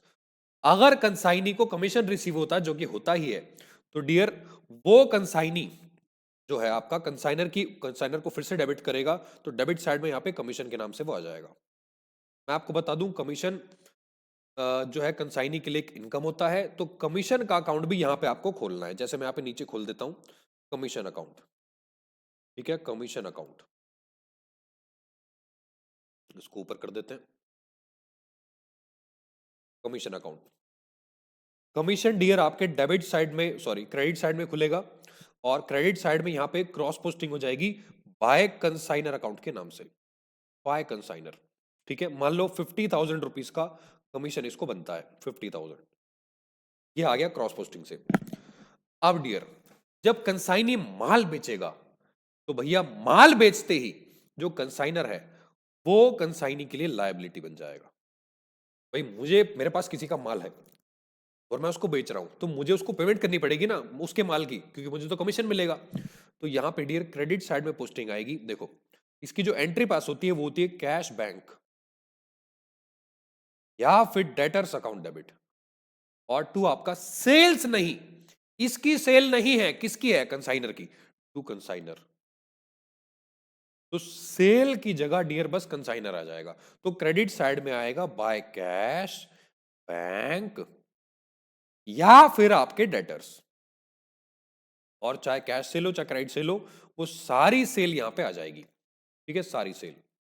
मान लो इसने कैश में सेल किया आपका, मान लेते हैं जैसे 1 लाख रुपए की कैश में सेल करी, और डेटर्स की जो मतलब क्रेडिट सेल है वो भी 1 लाख रुपए की है। ठीक है, अब डियर अगर डेटर्स ने पूरा पैसा दे दिया तो ये बाद में एंट्री पास कर देगा, डेटर्स आपके क्रेडिट हो जाएंगे यहां पे, बैंक अकाउंट डेबिट टू आपके डेटर्स। लेकिन अगर डेटर्स ने पूरा पैसा नहीं दिया, मान लो 90,000 रुपए डेटर ने पे किए हैं और 10,000 रुपए के बैड डेट्स हो गए, तो इसको एंट्री पास करनी पड़ेगी bad debts account debit to आपका डेटर, 10,000 और आपका 10,000। अब इस केस में बैड डेट्स का ट्रीटमेंट क्या होगा, डिपेंड करेगा कि डेल क्रेडिटर दिया है कि नहीं। डियर बैड डेट्स, अगर डेल क्रेडिटर दिया है तो भैया यहां पे इसके कमीशन अकाउंट में इसको ट्रांसफर कर दिया जाएगा। मतलब बैड डेट जो होंगे वो इसका कमीशन रिड्यूस कर देंगे। यहां पे जैसे बैड डेट्स को आप क्रेडिट करोगे तो एंट्री में आएगा commission account debit to bad debts, तो डेबिट साइड में आ जाएगा आपका टू बैड डेट्स, ठीक है, 10,000। ये तभी आएगा जब इसको डेल क्रेडिटर मिला होगा, इफ डेल क्रेडिटर अलाउड। अगर डेल क्रेडिटर नहीं मिला तो बैड डेट्स को आप ट्रांसफर कर दोगे कंसाइनर के अकाउंट में to bad debts. Bad debt debit side में पैदा होता, क्रेडिट में खत्म। तो आप क्या करोगे, कंसाइनर को डेबिट कर दोगे, भाई कि तेरे से पैसा लूंगा मैं बैड डेट्स का, ठीक है। तो यहां पे डेबिट साइड में आपका बैड डेट्स आ जाएगा, टू बैड डेट्स कंसाइनर के अकाउंट में, टू बैड डेट्स। अगर डेल क्रेडिटर नहीं दिया तो, दिया है तो कमीशन अकाउंट में आएगा, नहीं दिया तो कंसाइनर के अकाउंट में इसको ट्रांसफर कर दिया जाएगा 10,000 को। और यहां पे डियर जो भी सेटलमेंट बनेगा ऊपर, जैसे कंसाइनी को पे करनी है पेमेंट, तो फाइनल सेटलमेंट आपके डेबिट साइड में हो जाएगा टू आपका बैंक अकाउंट, ठीक है। फाइनल सेटलमेंट ये आपका एंट्री आएगी, और कमीशन अकाउंट में जो बैलेंस बचेगा वो आपके प्रॉफिट एंड लॉस में ये ट्रांसफर कर देगा 40,000, ठीक है। यहां पे आपका अकाउंट बंद हो जाएगा। ये आपकी कैलकुलेशन होगी, मतलब जो भी आपका बनेगा आपके कंसाइनी की बुक्स में। इसको स्क्रीनशॉट आप ले सकते हो उसका, ठीक है। थोड़ा सा जूम आउट में कर देता हूँ, आपको इजी रहेगा, और थोड़ा इधर भी कर देता हूँ क्योंकि अरे ये क्या हो गया, कहाँ गया भाई, ओहो रुको, हो गया हो, यहाँ पे था ना, हाँ ये रहा। हल्का सा डियर में जूम आउट ही रखता हूँ, यहां से आप इसका स्क्रीनशॉट ले सकते हैं या फिर लिख सकते हैं वीडियो पॉज करके। हाँ, तो यहां खत्म होते हैं आपके कॉन्सेप्ट। एक आखिरी बात बता दूं एमसीक्यू स्टार्ट करने से पहले, आखिरी बात, बच्चों को लोडिंग, प्रॉफिट, इनवॉइस प्राइस, इन क्वेश्चंस में दिक्कत होती है, आपको भी होती होगी। तो एक डायलॉग लिख लो मेरे साथ, जिसके राइटिंग गंदी आ रही है, जिसके ऊपर परसेंटेज, लिखो मेरे साथ, जिसके ऊपर परसेंटेज वो या तो एक्स या 100 ले लो, 100 ले लो, ठीक है। और दो तीन बातें और बता दूं, दो तीन बातें, 33 1/3% को 1/3 भी कहते हैं, ठीक है। और इनवॉइस प्राइस हमेशा कॉस्ट प्लस प्रॉफिट होता है, ठीक है। या फिर आप ये भी लिख सकते हो, cost is equal to invoice price minus profit, या फिर profit is equal to invoice price minus cost. ये बातें लिख लो, इसी से एमसीक्यू हो जाएंगे। मैं करवाऊंगा ना, मैं करवा रहा हूं अभी, लिखो इसको, फिर हम शुरू करते हैं आपके एमसीक्यू। ऑल राइट डियर, आप थोड़ा सा 1-2 मिनट का गैप ले सकते हो, मैं इतने थोड़ा पानी वानी पी लेता हूं, इसको आप नोट कर लो।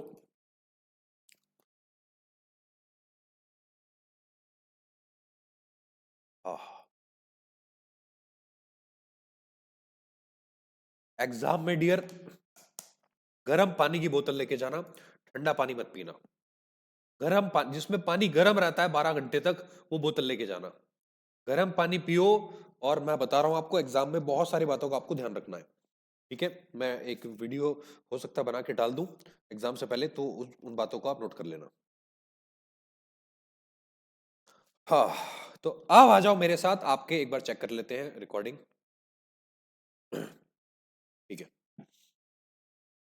एमसीक्यू पे आ जाओ, एमसीक्यू पे आ जाओ डायरेक्टली। कहां गया कहां गया कहां गया, ये रहा।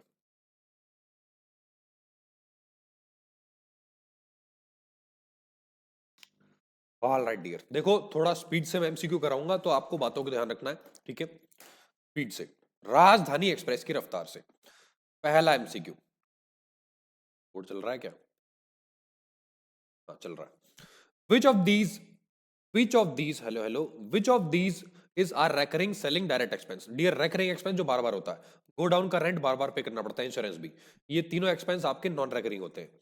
On receipt of goods the consignee debits which of these accounts. भैया माल के रिसीव होने पे कोई एंट्री पास नहीं होती, बेचेगा तब होगी, तो नन ऑफ दीज, ठीक है। बेचने पे एंट्री होती है, रिसीव करने पे नहीं। X sends out goods to Y costing 1.5 lakh, goods are to be sold at 33 1/3, मैंने अभी आपको बताया ये 1/3 होता है, 1/3. The consignor asked consignee to pay an advance amount equivalent to 60% of sales value. The amount of advance will be 1.5 lakh में पहले 1.5 लाख का 1/3 जोड़ो, 1/3 होता है 50,000, तो 2 लाख का माल आपका बिकेगा, 2 लाख का 60% 1,20,000 होता है आंसर. यही एडवांस आपको पे करना है आपके कंसाइनी को, कंसाइनर को, कंसाइनी कंसाइनर को एडवांस पे करेगा. सेल्स का 60%, भाई आपने 1.5 लाख का माल भेजा प्लस 1/3 आप इतने में बेचोगे इसको, तो 60% आपका 120 आएगा. उसके बाद goods of the invoice value 240 sent out to consignee 20% profit on cost. देखो मैंने आपको बताया था जिसके ऊपर परसेंटेज वो 100 ले लो. कॉस्ट 100 है plus profit 20 is equal to invoice price 120. ये लॉजिक आपको ध्यान रखना है. या फिर आप इसको x ले सकते हो, ठीक है. x लोगे तो यहां 0.2x हो जाएगा, प्रॉफिट कॉस्ट के ऊपर दे रखा है, तो ये इनवॉइस प्राइस आपको 240 ऑलरेडी दे रखा है. इसको आप सॉल्व कर लेंगे, आंसर आ जाएगा. बट अभी के लिए मैं आपको बता दूं ये 120 के बराबर है, तो 240 को डिवाइड करेंगे आपके 120 से, क्योंकि इनवॉइस प्राइस 120 के इक्वल है. डिवाइड बाय 120 इनटू में आपको क्या निकालना है, लोडिंग. लोडिंग आपकी 20% है, तो इनटू 20, ये 6 से डिवाइड करेंगे तो 6 चौक 24, 40,000 आंसर आएगा. Done. Fifth question, goods sent on consignment account is of the nature real accounted year. Goods sent on consignment में बता चुका हूं रियल अकाउंट होता है. Out of the given option which can not be treated as a part of cost of purchase for valuing stock. Year आपके packing, octroi, delivery, freight. Freight count होता है, octroi count होती है, packing भी count होती है, delivery charges ये आपका सेलिंग एक्सपेंस है. डिलीवरी आपका सेलिंग एक्सपेंस होता है, ये काउंट नहीं होता.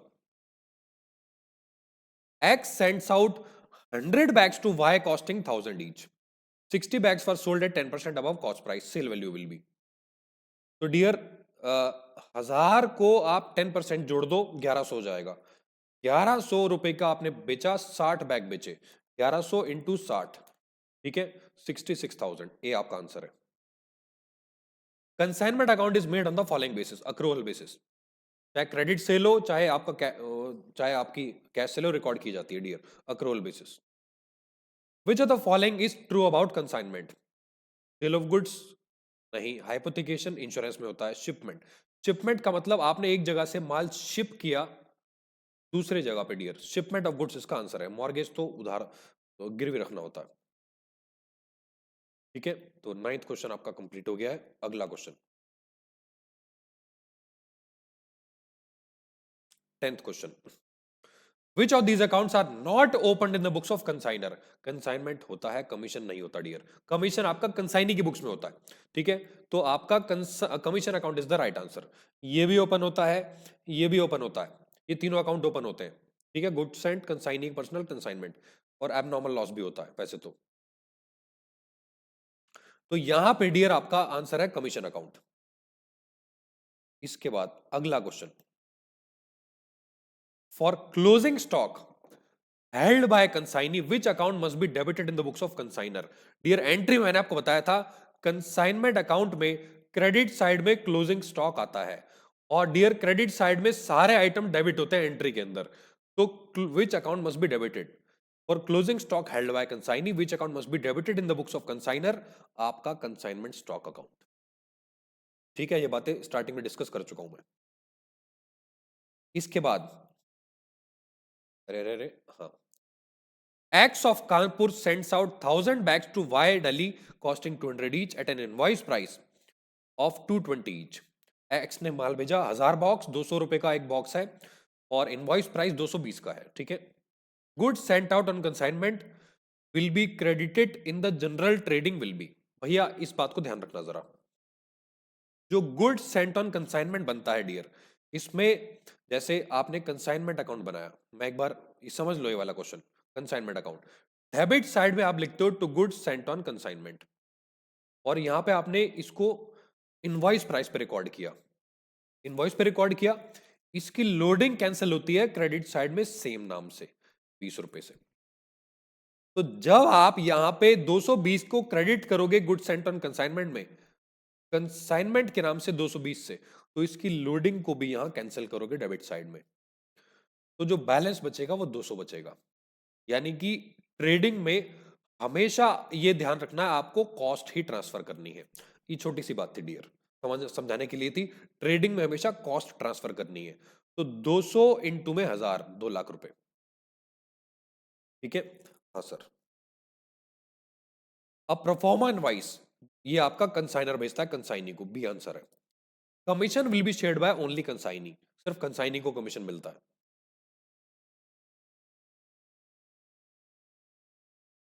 उसके बाद x of Mumbai sends out certain goods at cost plus 25, 25% के प्रॉफिट पे आपका एक्स माल भेज रहा है। Invoice price of goods is 2 lakh rupees, invoice price 2 lakh रुपए है।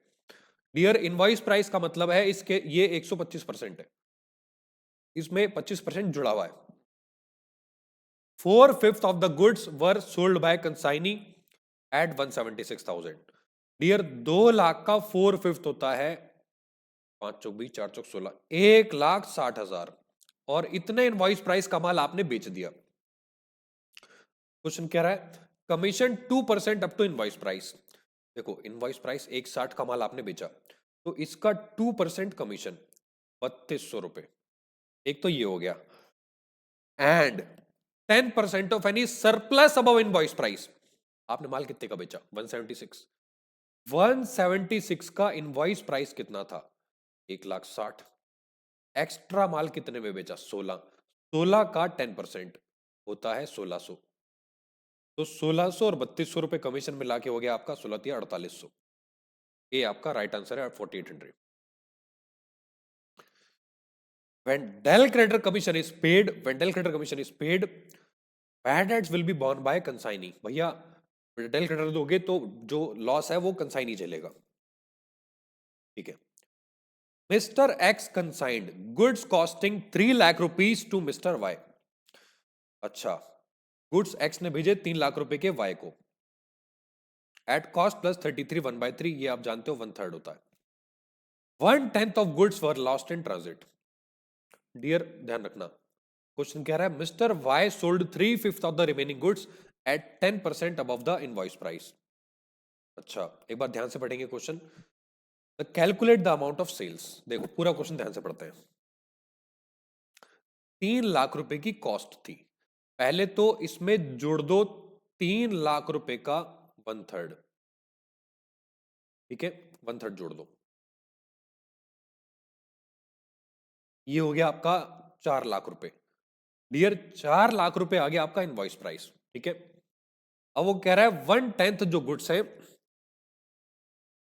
वो आपके लॉस हो गए, इसमें माइनस कर दो 1/10। 40,000 रुपए का माल आपने क्या किया, जो लॉस हो गया 3,60,000 का बचा। ठीक है, mister Y sold 3/5 of the remaining goods. Dear, 360 का 3/5 निकालो। 360, 3,60,000 into 3/5, 2,16,000, 2,16,000 were sold above 10% above invoice price. तो ये इनवॉइस प्राइस था, इसमें जोड़ दो 10%, 2,16,000 प्लस आपका 10%, तो 2,37,600 आ रहा है। डियर, ये आपका आंसर है। आपको सेल प्राइस निकालना था, सेल्स का अमाउंट। 3 लाख की कॉस्ट थी, जो माल भेजा 1/3 इनवॉइस है, 1/3 आपका लोडिंग है, तो 1/3 जोड़ोगे 4 लाख हो जाएगा। 4 लाख का 1/10 लॉस हो गया, उसमें से 3/5 बेच दिया और प्लस 10% आपने जोड़ के बेचा है, तो ये आपका सेल आ गया। 17 क्वेश्चन था, 18 पे आ जाओ। X sends out goods costing 2 lakh रुपए to Y at 50% above cost. X ने 2 लाख रुपए का माल बेचा है 50% अबव कॉस्ट पे। The goods are sold for 4 lakh rupees. Dear, ध्यान से सुनना, ये कॉस्ट 2 लाख रुपए की है, इसका 50% होता है 1 लाख, तो 3 लाख रुपए का इनवॉइस प्राइस था। ठीक है, आपने इसको बेचा कितने का? सेल करी आपने 4 लाख की। Commission is payable 10% on sales.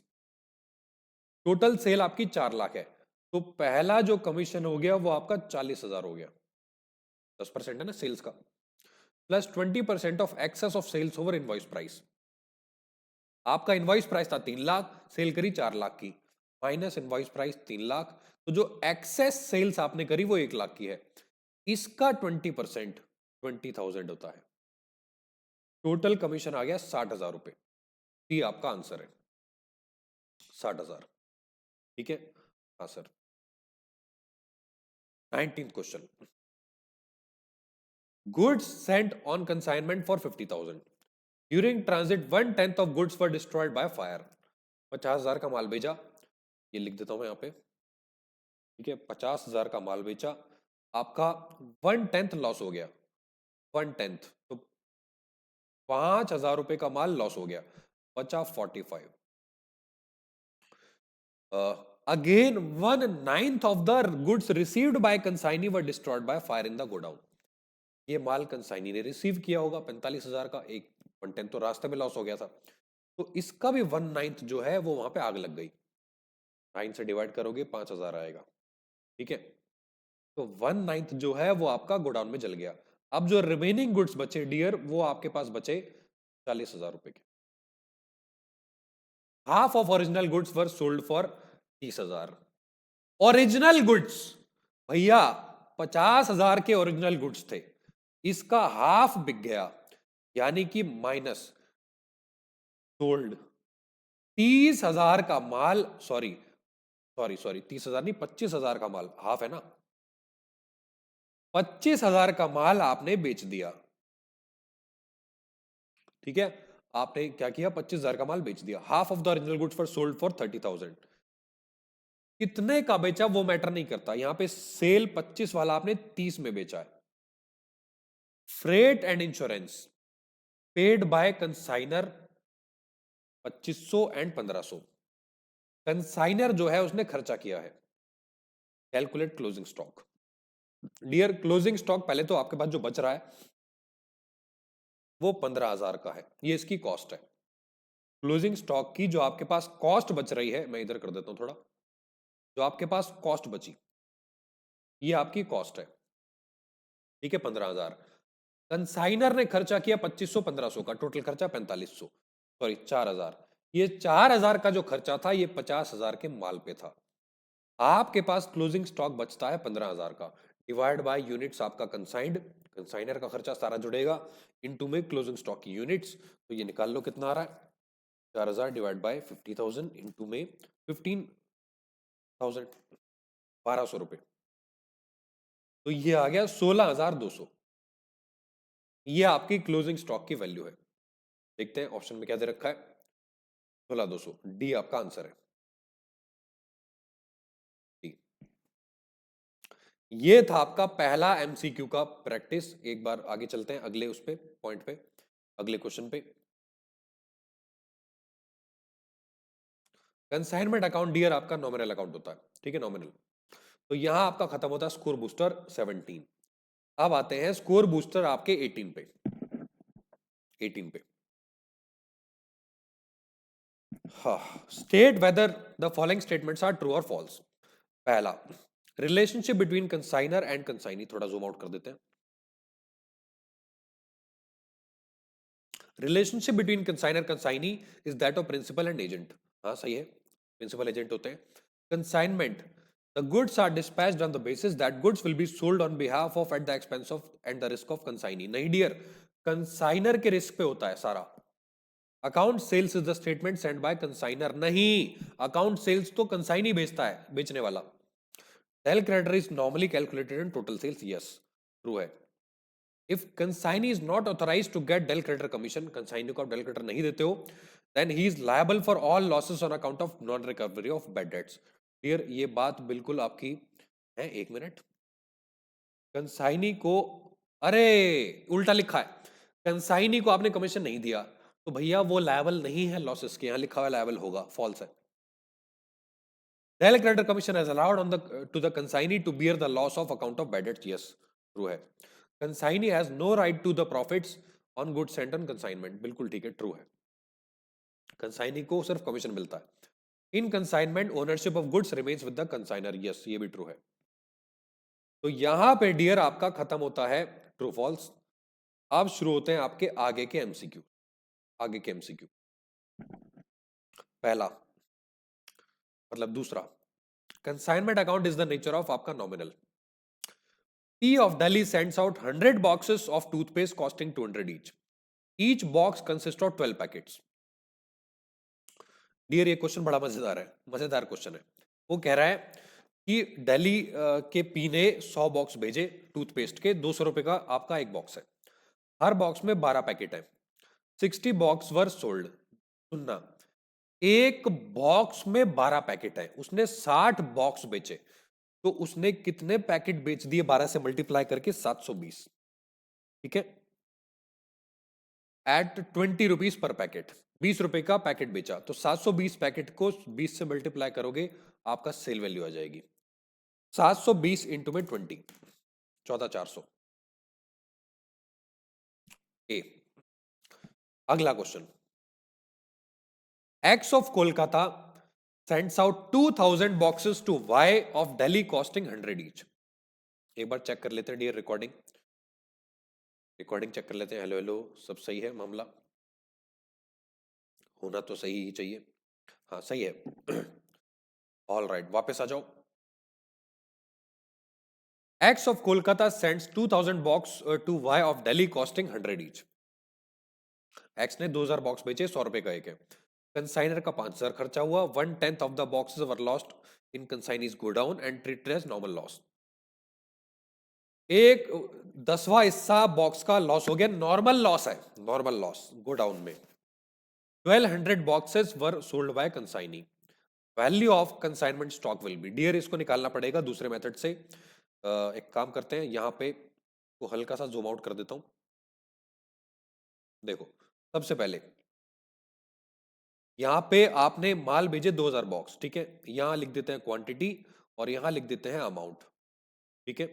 देखो, आपने 2000 बॉक्स भेजे, गुड्स सेंट ऑन कंसाइनमेंट, और 100 रुपए का एक था, तो 2 लाख रुपए हो गया, ठीक है।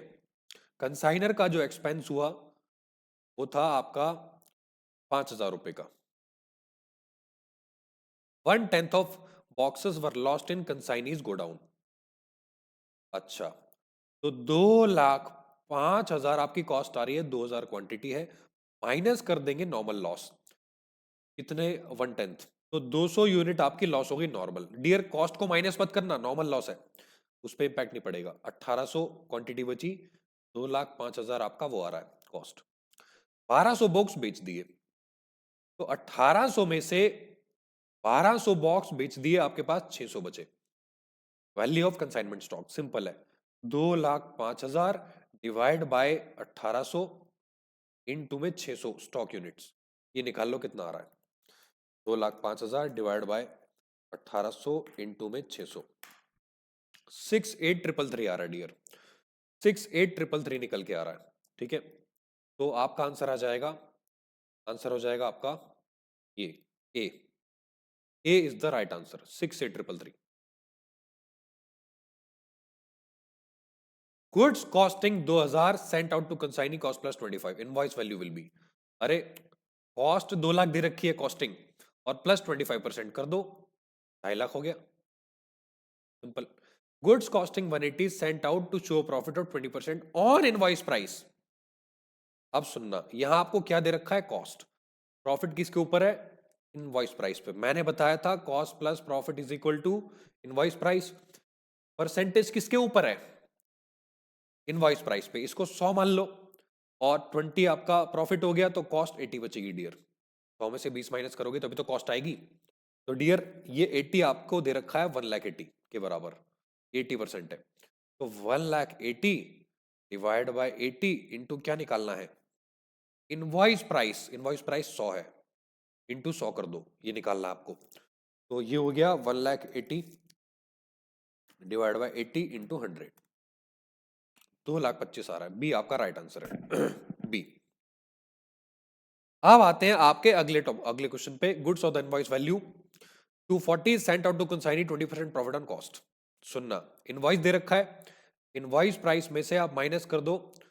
देखो, ये 20% ऑन कॉस्ट है, तो कॉस्ट को अगर आप 100 ले लो, प्रॉफिट को आप 20 ले लो, तो इनवॉइस प्राइस 120 हो जाता है, और 120 आपको दे रखा है।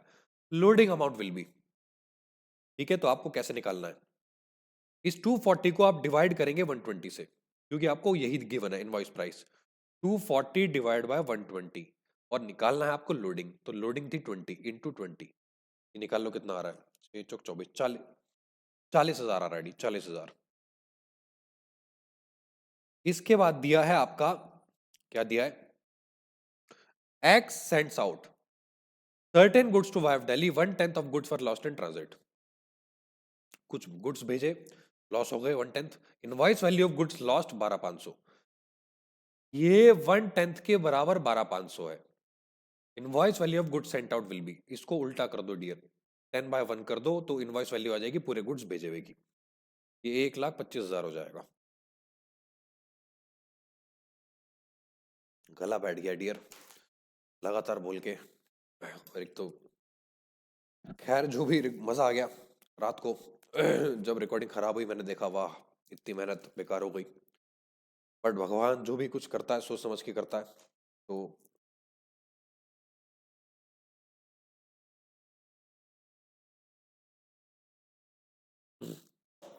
All right. हाँ, तो आगे आ जाओ क्वेश्चन के अंदर, 9th क्वेश्चन पे। Rabin consigned goods for the value 8250 to Raj. Dear ये क्वेश्चन दिखने में बहुत बड़ा है, लेकिन करने में सबसे छोटा क्वेश्चन है, ये सबसे छोटा क्वेश्चन गारंटीड। देखो रबिन कह रहा है 8,250 का माल उसने भेजा, फ्रेट पे किया 650, इंश्योरेंस 400, कंसाइनमेंट की डिटेल है, and drew a bill on Raj at 3 months after date for 3,000 as an advance against consignment. Rabin ने बिल ड्रॉ किया and discounted the bill for 2,960। Discount mention ना हो कि उसने फाइनेंशियल एक्सपेंस माना है या कंसाइनमेंट का, तो आप फाइनेंशियल एक्सपेंस मानेंगे, कंसाइनमेंट में उसको रिकॉर्ड नहीं करेंगे जब तक बोला ना जाए। ठीक है, received account sales from Raj showing that part of the goods had realised gross 8350। Raj ने माल बेचा 8,350 का, दैट हिज कमीशन और एक्सपेंस थे 870 रुपए के, अनसोल्ड स्टॉक की वैल्यू 2,750 थी। Consignee wants to remit a draft for the amount due. कृपया करके अकाउंट ना बनाएं भैया, एमसीक्यू शॉर्टकट से सॉल्व करें। मैं शॉर्टकट नहीं रेकमेंड करता, लेकिन यहां पे शॉर्टकट अपनाया जा सकता है, बहुत सिंपल है। मुझे बताओ, मुझे आप ये बताओ, उसने माल कितने का बेचा, उसने माल कितने का बेचा, सर उसने माल बेचा 8,350 का, ठीक है, ये रहा, सेल करी उसने 8,350 की, ये वो पैसा है जो आपको उससे लेना है, उसने माल बेचा, ये पैसा आपको उससे लेना है। अब ये बताओ उसको आपको पे क्या क्या करना है, तो एक्सपेंस कमीशन, और आप उससे एडवांस भी रिसीव कर चुके थे, वो तो आप रिसीव नहीं करोगे ना दोबारा, एडवांस आपने बिल उसके ऊपर लिखा था 3,000 का, और उसका जो एक्सपेंस और कमीशन बनता है डियर, वो है आपका 870 रुपए का।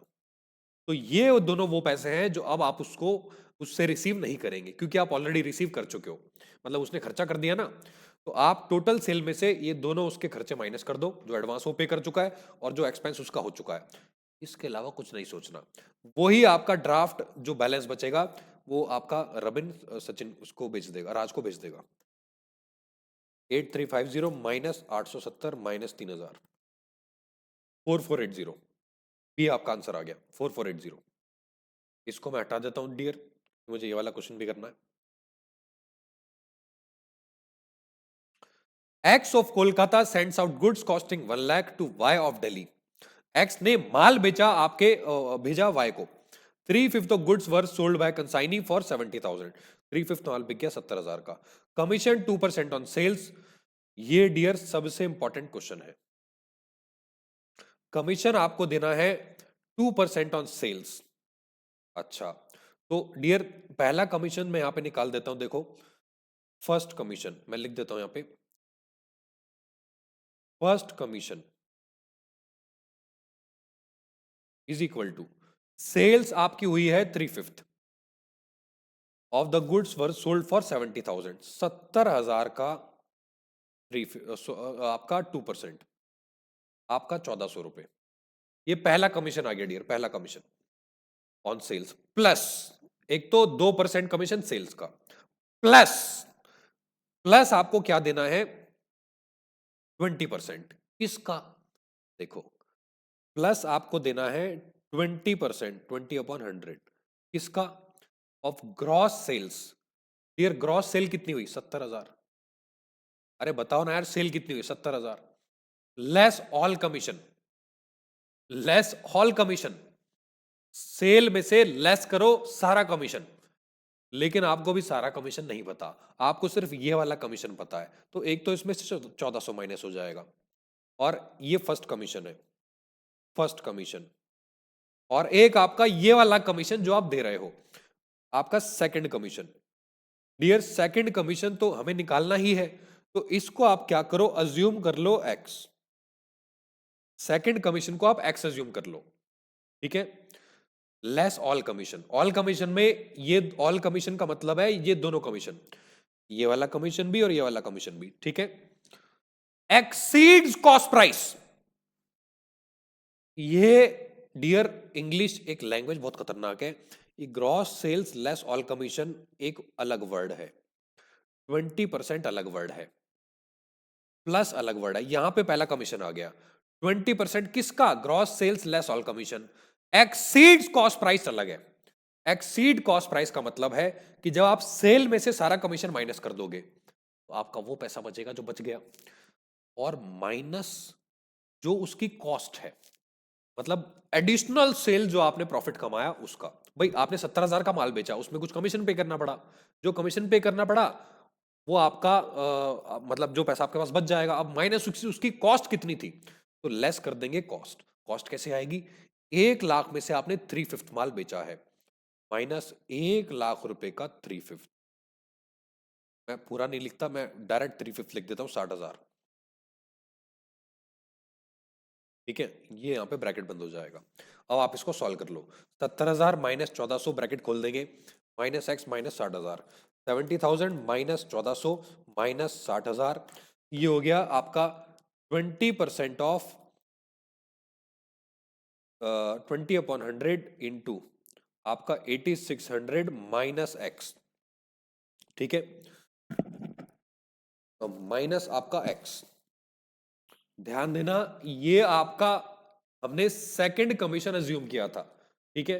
तो x is equal to second commission कैसे आएगा? 20% of gross sales 70,000 minus all commission 1400 और x माइनस कॉस्ट प्राइस 60,000। तो x इज इक्वल टू आपकी इक्वेशन बन गई आपकी ये 86 इंटू 20% इंटू 8600 माइनस एक्स। मैं नीचे लिख देता हूं उसको।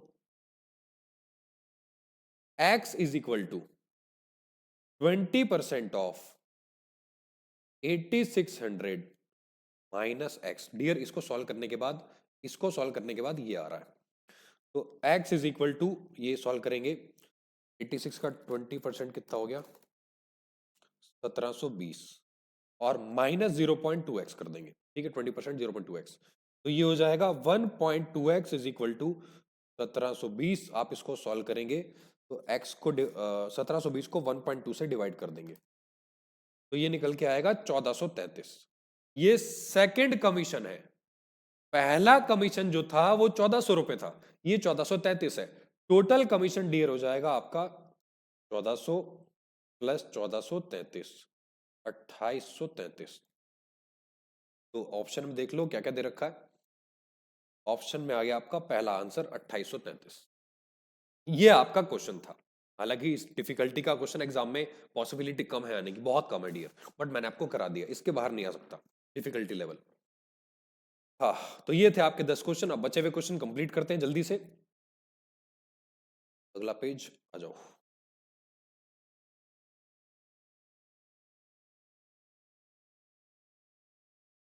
इलेवेंथ क्वेश्चन,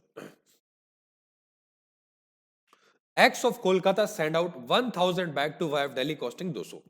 कंसाइनर का खर्चा 2000, वाई का नॉन सेलिंग 1000 और selling 2000। 100 bags were lost in transit. Value of loss in transit will be. भैया यहां पे रास्ते में माल बर्बाद हुआ है, रास्ते में। कंसाइनी का खर्चा नहीं जोड़ेंगे, कि नॉन सेलिंग सेलिंग हमें कोई फर्क नहीं पड़ता, कंसाइनी का खर्चा ही नहीं जुड़ेगा, आपको लॉस इन ट्रांजिट निकालना है। तो यहां पे डियर 100 बैग आपके लॉस्ट हुए हैं, 200 रुपए की कॉस्ट है, तो 20,000 हो गया, ठीक है। और कंसाइनर का खर्चा 2000 हुआ था, कंसाइनर का खर्चा 2000 हुआ था एक बैग के ऊपर, 1000 बैग के ऊपर, इनटू लॉस्ट हुए हैं 100 बैग, डिवाइड बाय 1000 इनटू में 100, तो ये हो गया आई थिंक 200 रुपए। ठीक है, टोटल आपकी लॉस इन ट्रांजिट आ गया 20,200 का। ये हो गया आपका ए आंसर, ए आंसर आ गया। अगला क्वेश्चन, अगला question, X of Kolkata sends out 1000 bag to Y on Delhi costing 2000 each. 600 bags were sold at 10% above cost price. अरे सिंपल है ये तो, 1000 बैग आपने भेजे, 2000 का एक है, तो 600 बैग आपने बेचे हैं इनटू 2000 प्लस 10% यानी कि 200, तो 2200 रुपए को मल्टीप्लाई कर दो 6000 रुपए से, 2200 इंटू 6000, ये कितना आ गया, 13,20,000 आ रहा है। अरे सॉरी, 600 से मल्टीप्लाई करना था, 13,20,000। ठीक है, अब which of the following is not true, इनमें से कौन सच नहीं है। If daily creditor commission is allowed, bad debt will not be record in the books of consignor, ये तो डियर ट्रू है, बट हमें नॉट ट्रू निकालना है। डेली क्रेडिटर अलाउ होगा तो बैड डेट डेबिट होगा कंसाइनमेंट में, यही आपका आंसर है डियर। अरे ये फॉल्स है और फॉल्स ही निकालना था आपको, ये दोनों भी देखो ट्रू मिलेंगे आपको। Daily creditor commission consignor allow करता है, डेली क्रेडिटर जनरली रिलेवेंट होता है क्रेडिट सेल के लिए ऑब्वियसली, तो दूसरा आपका राइट आंसर है जो कि ट्रू नहीं है। X of Kolkata sends out 400 bags to Y on Delhi costing 200 each. अच्छा, कंसाइनर का खर्चा 2000, Y का खर्चा non selling 2000, selling 1000, 300 bag sold by Y, consignment stock की वैल्यू निकालो। बहुत सिंपल है डियर, बहुत सिंपल है। इसको एक काम करते हैं, बहुत आसान तरीके से करते हैं। देखो यहाँ पे आपने क्या किया, ये क्वांटिटी लिख देते हैं, यहाँ पे आपका अमाउंट 400 बैग भेजे आपके 200 रुपए के हिसाब से, 400 इंटू 200, 80,000 रुपये हो गया। ठीक है, कंसाइनर का खर्चा 2000, कंसाइनी का खर्चा आपका नॉन सेलिंग 2000, तो बस यही लेंगे और नहीं लेंगे, तो 80,000 सॉरी 84,000 आपका खर्चा हो गया, 84,000 आपका खर्चा हो गया, और अमाउंट है आपका 400, 300 बैग बेच दिए तो 100 बैग बचे, तो 84,000 डिवाइड बाय 400 इंटू में 100 बैग का क्लोजिंग स्टॉक निकाल लो कितना आ रहा है। 84,000 डिवाइड बाय 400 इंटू में 100, 21,000 रुपए आपका आंसर आ रहा है जो कि है डी। ठीक है, डी आपका आंसर है, ये आ गया आपका answer D, D is the right answer. अगला question, X of Kolkata sends out 2000 boxes costing 100 each with the instruction that sales are to be made at cost plus 45. X ने माल भेजा, बोलता है कि देखो 100 रुपए का एक है लेकिन 45% प्रॉफिट पे बेचना। X draws a bill on Y for an amount equivalent to 60% of sales value. एक बार वो रिकॉर्डिंग चेक कर लेते हैं, चल रही है डियर, चल रही है। X ने बिल ड्रॉ किया Y पे 60% की सेल्स का, सेल्स का 60%। ठीक है, amount of bill will be, dear मुझे बताओ 2000 इंटू 100 कितना होता है सर, 2 लाख। 2 लाख में 45% का प्रॉफिट जोड़ दो प्लस 45%, 2,90,000 हो गया। 2,90,000 का 60% निकाल लो इंटू 60%, ठीक है 174, ए आपका आंसर है। Which of the following is wrong, wrong पूछ रहा है, wrong.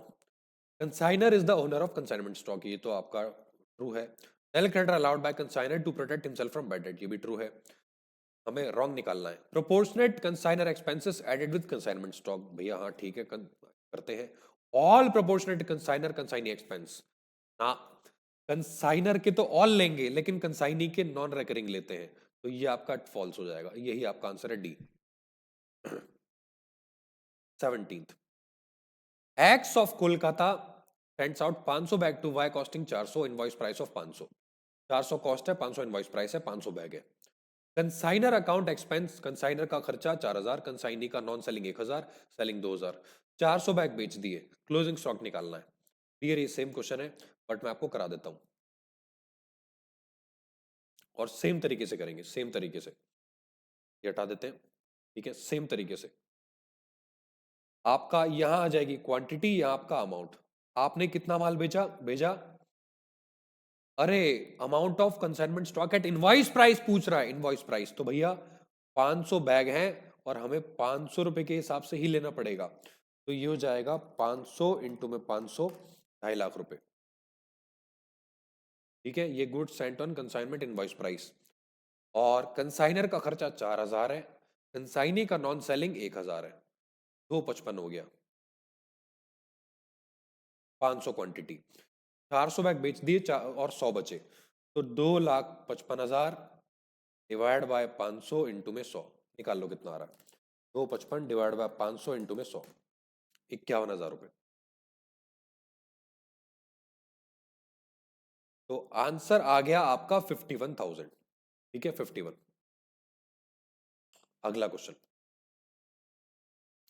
X of Kolkata 500 bag, again same question आ गया बट अलग है थोड़ा। 500 बैग है, 400 कॉस्ट है, 500 इनवॉइस प्राइस है, कंसाइनर का एक्सपेंस 4,000, कंसाइनी का नॉन सेलिंग, सेम क्वेश्चन है। 400 बैग बेच दिया, amount of stock reserve, stock reserve निकालना है डियर, बहुत सिंपल है। जो आपके यूनिट्स बची है ना 100, उसके उसको लोड से मल्टीप्लाई कर दो प्रॉफिट से। देखो 400 रुपए की कॉस्ट थी, 500 का इनवॉइस प्राइस था, लोड हो गया 100 रुपए का, 10,000 रुपए का आ जाएगा आंसर। अब commission will be shared between only consignee. X आपका गुड्स बेचता है वाई को, cost plus 25%, half of goods received by y sold at 176 at 10% above invoice price, invoice value of the goods sent out is. ये अच्छा question है dear. देखो यहां पे जो उसने माल बेचा है वो 176 है, और वो कह रहा है कि उसने 10% अबव इनवॉइस प्राइस पे बेचा है। तो अगर इनवॉइस प्राइस 100 होता और उसमें आप 10% जोड़ देते तो 110 आपका सेल प्राइस आ जाता, जो कि 176 है।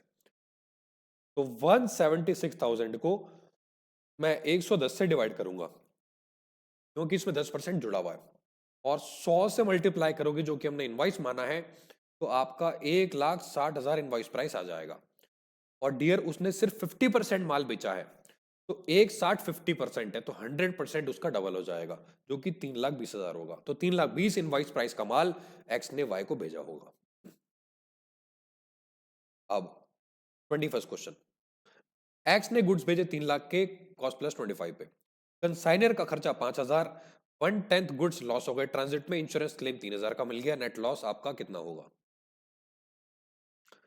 लॉस इन ट्रांजिट हुआ है, कंसाइनी का खर्चा नहीं जुड़ता। तो डियर पहले 3 लाख रुपए 1/10 माल आपका बर्बाद हुआ, एक काम करते हैं, 3 लाख का 1/10 होता है 30,000, और 5,000 का 1/10 होता है 500, तो 30,500 रुपए का लॉस इन ट्रांजिट हो गया। डायरेक्ट 1/10, 3,000 इंश्योरेंस क्लेम आपको रिसीव हो चुका है, माइनस 3,000, तो नेट लॉस 27,500 का होगा। तो आप जानते हो ना, आप नॉर्मल लॉस अकाउंट बना के आपको जो पैसा रिसीव हो चुका होता है वो लॉस आपका नहीं होता। तो 27,500 आपका आंसर है। ठीक है, हाँ sir. Rahim of Kolkata sends 1,000 box costing 100, invoice price 120, goods sent out on consignment to be credited in general trading will be। Trading में कॉस्ट आती है, ये बात आप कर चुके हो डिस्कस, 100 रुपए से मल्टीप्लाई कर दो 1 लाख। कंसाइनर की बुक्स में profit will be transfer to general P&L। Ram of Kolkata 1,000 box भेजे, 200 रुपए का एक है, 1/10 आपके लॉस इन ट्रांजिट हो गया, 2/3 जो रिसीव किए उसने वो बेच दिए 25% के प्रॉफिट पे, sale value will be. Simple है डियर, 1,000 में से 1/10 तो गायब हो गए, बचे 900, 900 का 2/3 इंटू 2/3, ये 600 होता है। 600 इंटू में 200 रुपए की कॉस्ट थी, ये हो गया 600 इंटू 200, 1,20,000, 1,20,000 की कॉस्ट को आपने बेचा 25% के प्रॉफिट पे, प्लस कर दो 25% प्लस 25%, 1,50,000 आ गया। 1,50,000 आप डायरेक्ट ये भी कर सकते हो कि 200 में 25% जोड़ दो कॉस्ट में, तो ये 250 हो जाएगा, 250 इंटू 600 करोगे तो भी 1,50,000 आएगा, एक ही बात है। उसके बाद एक्स ने माल भेजा 80,000 का वाई को 25% 20% के प्रॉफिट पे इनवॉइस वैल्यू दिखाने के लिए। 3/5 of the goods received by consignees sold at 5% above invoice price. Amount of sale value will be simple है डियर। 80,000 का माल भेजा था, ठीक है, इधर नीचे देखो, और अ, इसका जो इनवॉइस प्राइस था प्लस कर दो 20%, 96,000, 3/5 आपका बिक गया इंटू 3/5, 96,000 इंटू 3/5, ये 57,600 होता है। इसमें जोड़ दो 5% above invoice price, invoice price है, इसमें 5% जोड़ दो प्लस आपका 5%, 60,000 है। गलत कैसे आ रहा है? गलत कर दिया क्या मैंने कुछ? दोबारा करते हैं। ओहो, पता नहीं कहां दिमाग चल रहा है। X of Kolkata sends out goods costing 80,000 of to Y of Mumbai as to show 25। ओहो डियर, मिस्टेक मिस्टेक, सॉरी, ये इनवॉइस प्राइस के ऊपर प्रॉफिट दे रखा है। तो अगर यहां पे कॉस्ट 80 है, 80,000 है, cost plus profit is equal to invoice price, जो कि 100 लिया जाएगा, प्रॉफिट 20 और कॉस्ट आपकी 80 बचेगी।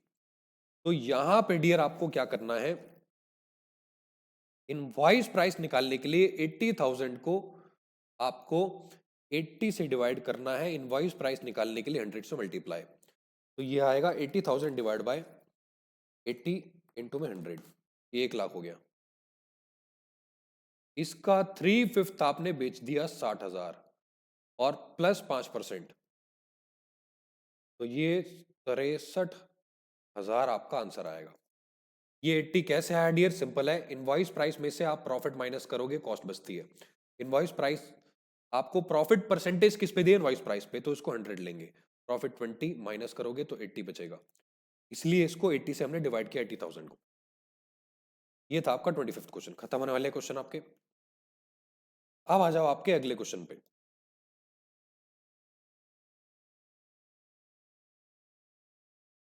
Out of the following which point treatment of sales and consignment is same. Dear मैं आपको बता दूं, जब सेल और कंसाइनमेंट सेम होती है, जब गुड्स कस्टमर के पास पहुंच जाते हैं, तभी आपका दोनों केस में सेम माना जाता है। तो यहाँ पे स्टॉक आउटफ्लो इसका आंसर है। ओनरशिप, मनी रिसीव, रिस्क कुछ मत लेना, क्योंकि तीनों केस अलग अलग होते हैं। बट स्टॉक आउटफ्लो का मतलब है जब माल कंसाइनी के हाथ से निकल जाएगा, कस्टमर के हाथ में चला जाएगा, तब सेल मानी जाएगी, और सेल में तो सेल मानी ही जाती है स्टॉक आउटफ्लो में। Dial creditor commission is allowed for bad debt. Consignee will debit the bad debt amount to. Dial creditor commission dear देखो, जब ये बैड डेट रिकॉर्ड करेगा तो बैड डेट टू डेटर, ठीक है, और इसको ट्रांसफर करेगा कंसाइनर के अकाउंट में अगर डेल क्रेडिटर नहीं मिला, लेकिन अपने कमीशन अकाउंट में अगर डेल क्रेडिटर मिला है तो डेबिट करेगा ये कमीशन अंडर अकाउंट, कमीशन इसका कम हो जाएगा। कमीशन इनकम होती है, इनकम कम हो जाएगी अगर डेल क्रेडिटर मिला है तो, ठीक है। हाँ sir.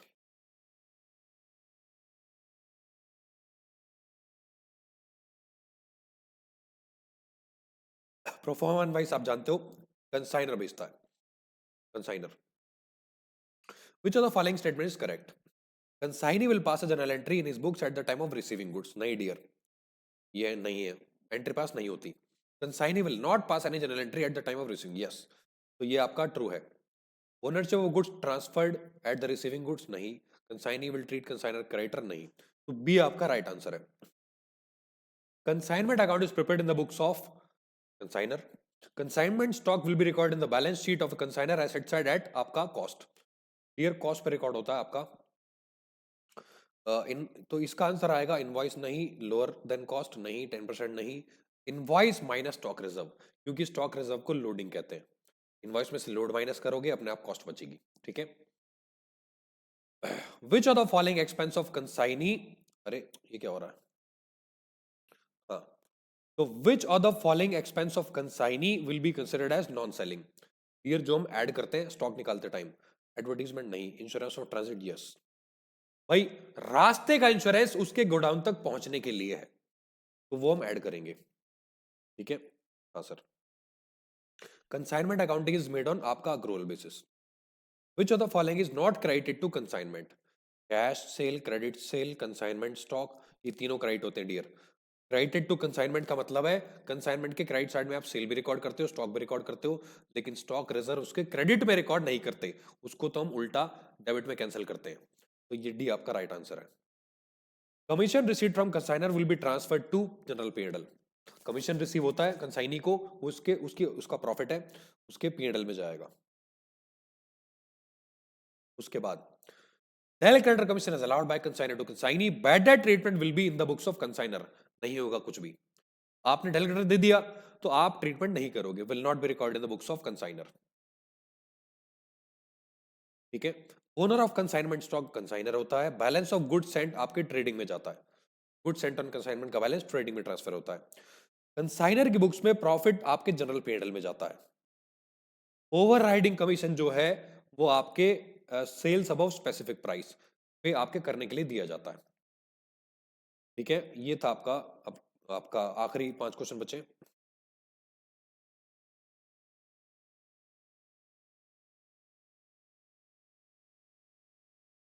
All right, in the books of consignor loss on consignment business will be charge to. Dear, loss आपके P&L में ही जाएगा। In consignor, if consignor draws a bill on consignee and discounted it with the banker, discount मैंने आपको बताया था financial charge है तो P&L में जाएगा, कंसाइनमेंट एक्सपेंस है तो कंसाइनमेंट में जाएगा। If treated as financing charges तो P&L में जाएगा। When goods sent on consignment sold by consignee, the account debited in the books of consigner। देखो, माल उसने बेचा है किसका? कंसाइनर का। हम कंसाइनी को डेबिट करते हैं डेटर बना के, consignee account, consignee's personal account. Abnormal loss on consignment is credited to consignment, right side में उसका आप रिकॉर्ड करते हो। Loss of stock is said to be normal when bad packing unavoidable natural. Yes, B is the right answer, जब वो unavoidable है और आपका नेचुरल है। ऑल राइट डियर, मजा आ गया, मजा आ गया। फाइनली फाइनली फाइनली हमने खत्म कर लिया है आपका पहला चैप्टर, आपका कंसाइनमेंट, आपके मैराथन का। अब डियर बस थोड़ा पानी वानी वॉशरूम वगैरह जाके मैं आपकी रिकॉर्डिंग स्टार्ट करता हूं आपके अगले चैप्टर की, जॉइंट वेंचर की। आप इतने कंसाइनमेंट चैप्टर देखो, ठीक है, और विद इन फ्यू आवर्स जैसे रिकॉर्ड होता है मैं डायरेक्टली उसको अपलोड कर दूंगा आपके मेरे चैनल पे। तो थैंक यू वेरी मच आपके सपोर्ट के लिए। बहुत सारे बच्चों ने मतलब बार बार पूछा कि सर क्या हो गया, इतना लेट कैसे हो गया, हमारा कल परसों एग्जाम है। डियर, मैं क्या बताऊं आपको क्या हुआ, बट कोई बात नहीं, आप देखो इस वीडियो को और एंजॉय करो। अगला वीडियो मैं जल्दी से लेके आ रहा हूं आपके लिए, कुछ ही घंटे के अंदर आपका जॉइंट वेंचर, फिर सारे चैप्टर लगातार आपके कल तक आपको सारे मिल जाएंगे, ठीक है, ताकि आप एग्जाम से पहले सब कुछ रिवाइज करके जा सको। ऑल राइट डियर, तो यहां पे मैं वीडियो को एंड करूंगा, मिलेंगे आपसे अगले वीडियो में, ठीक है।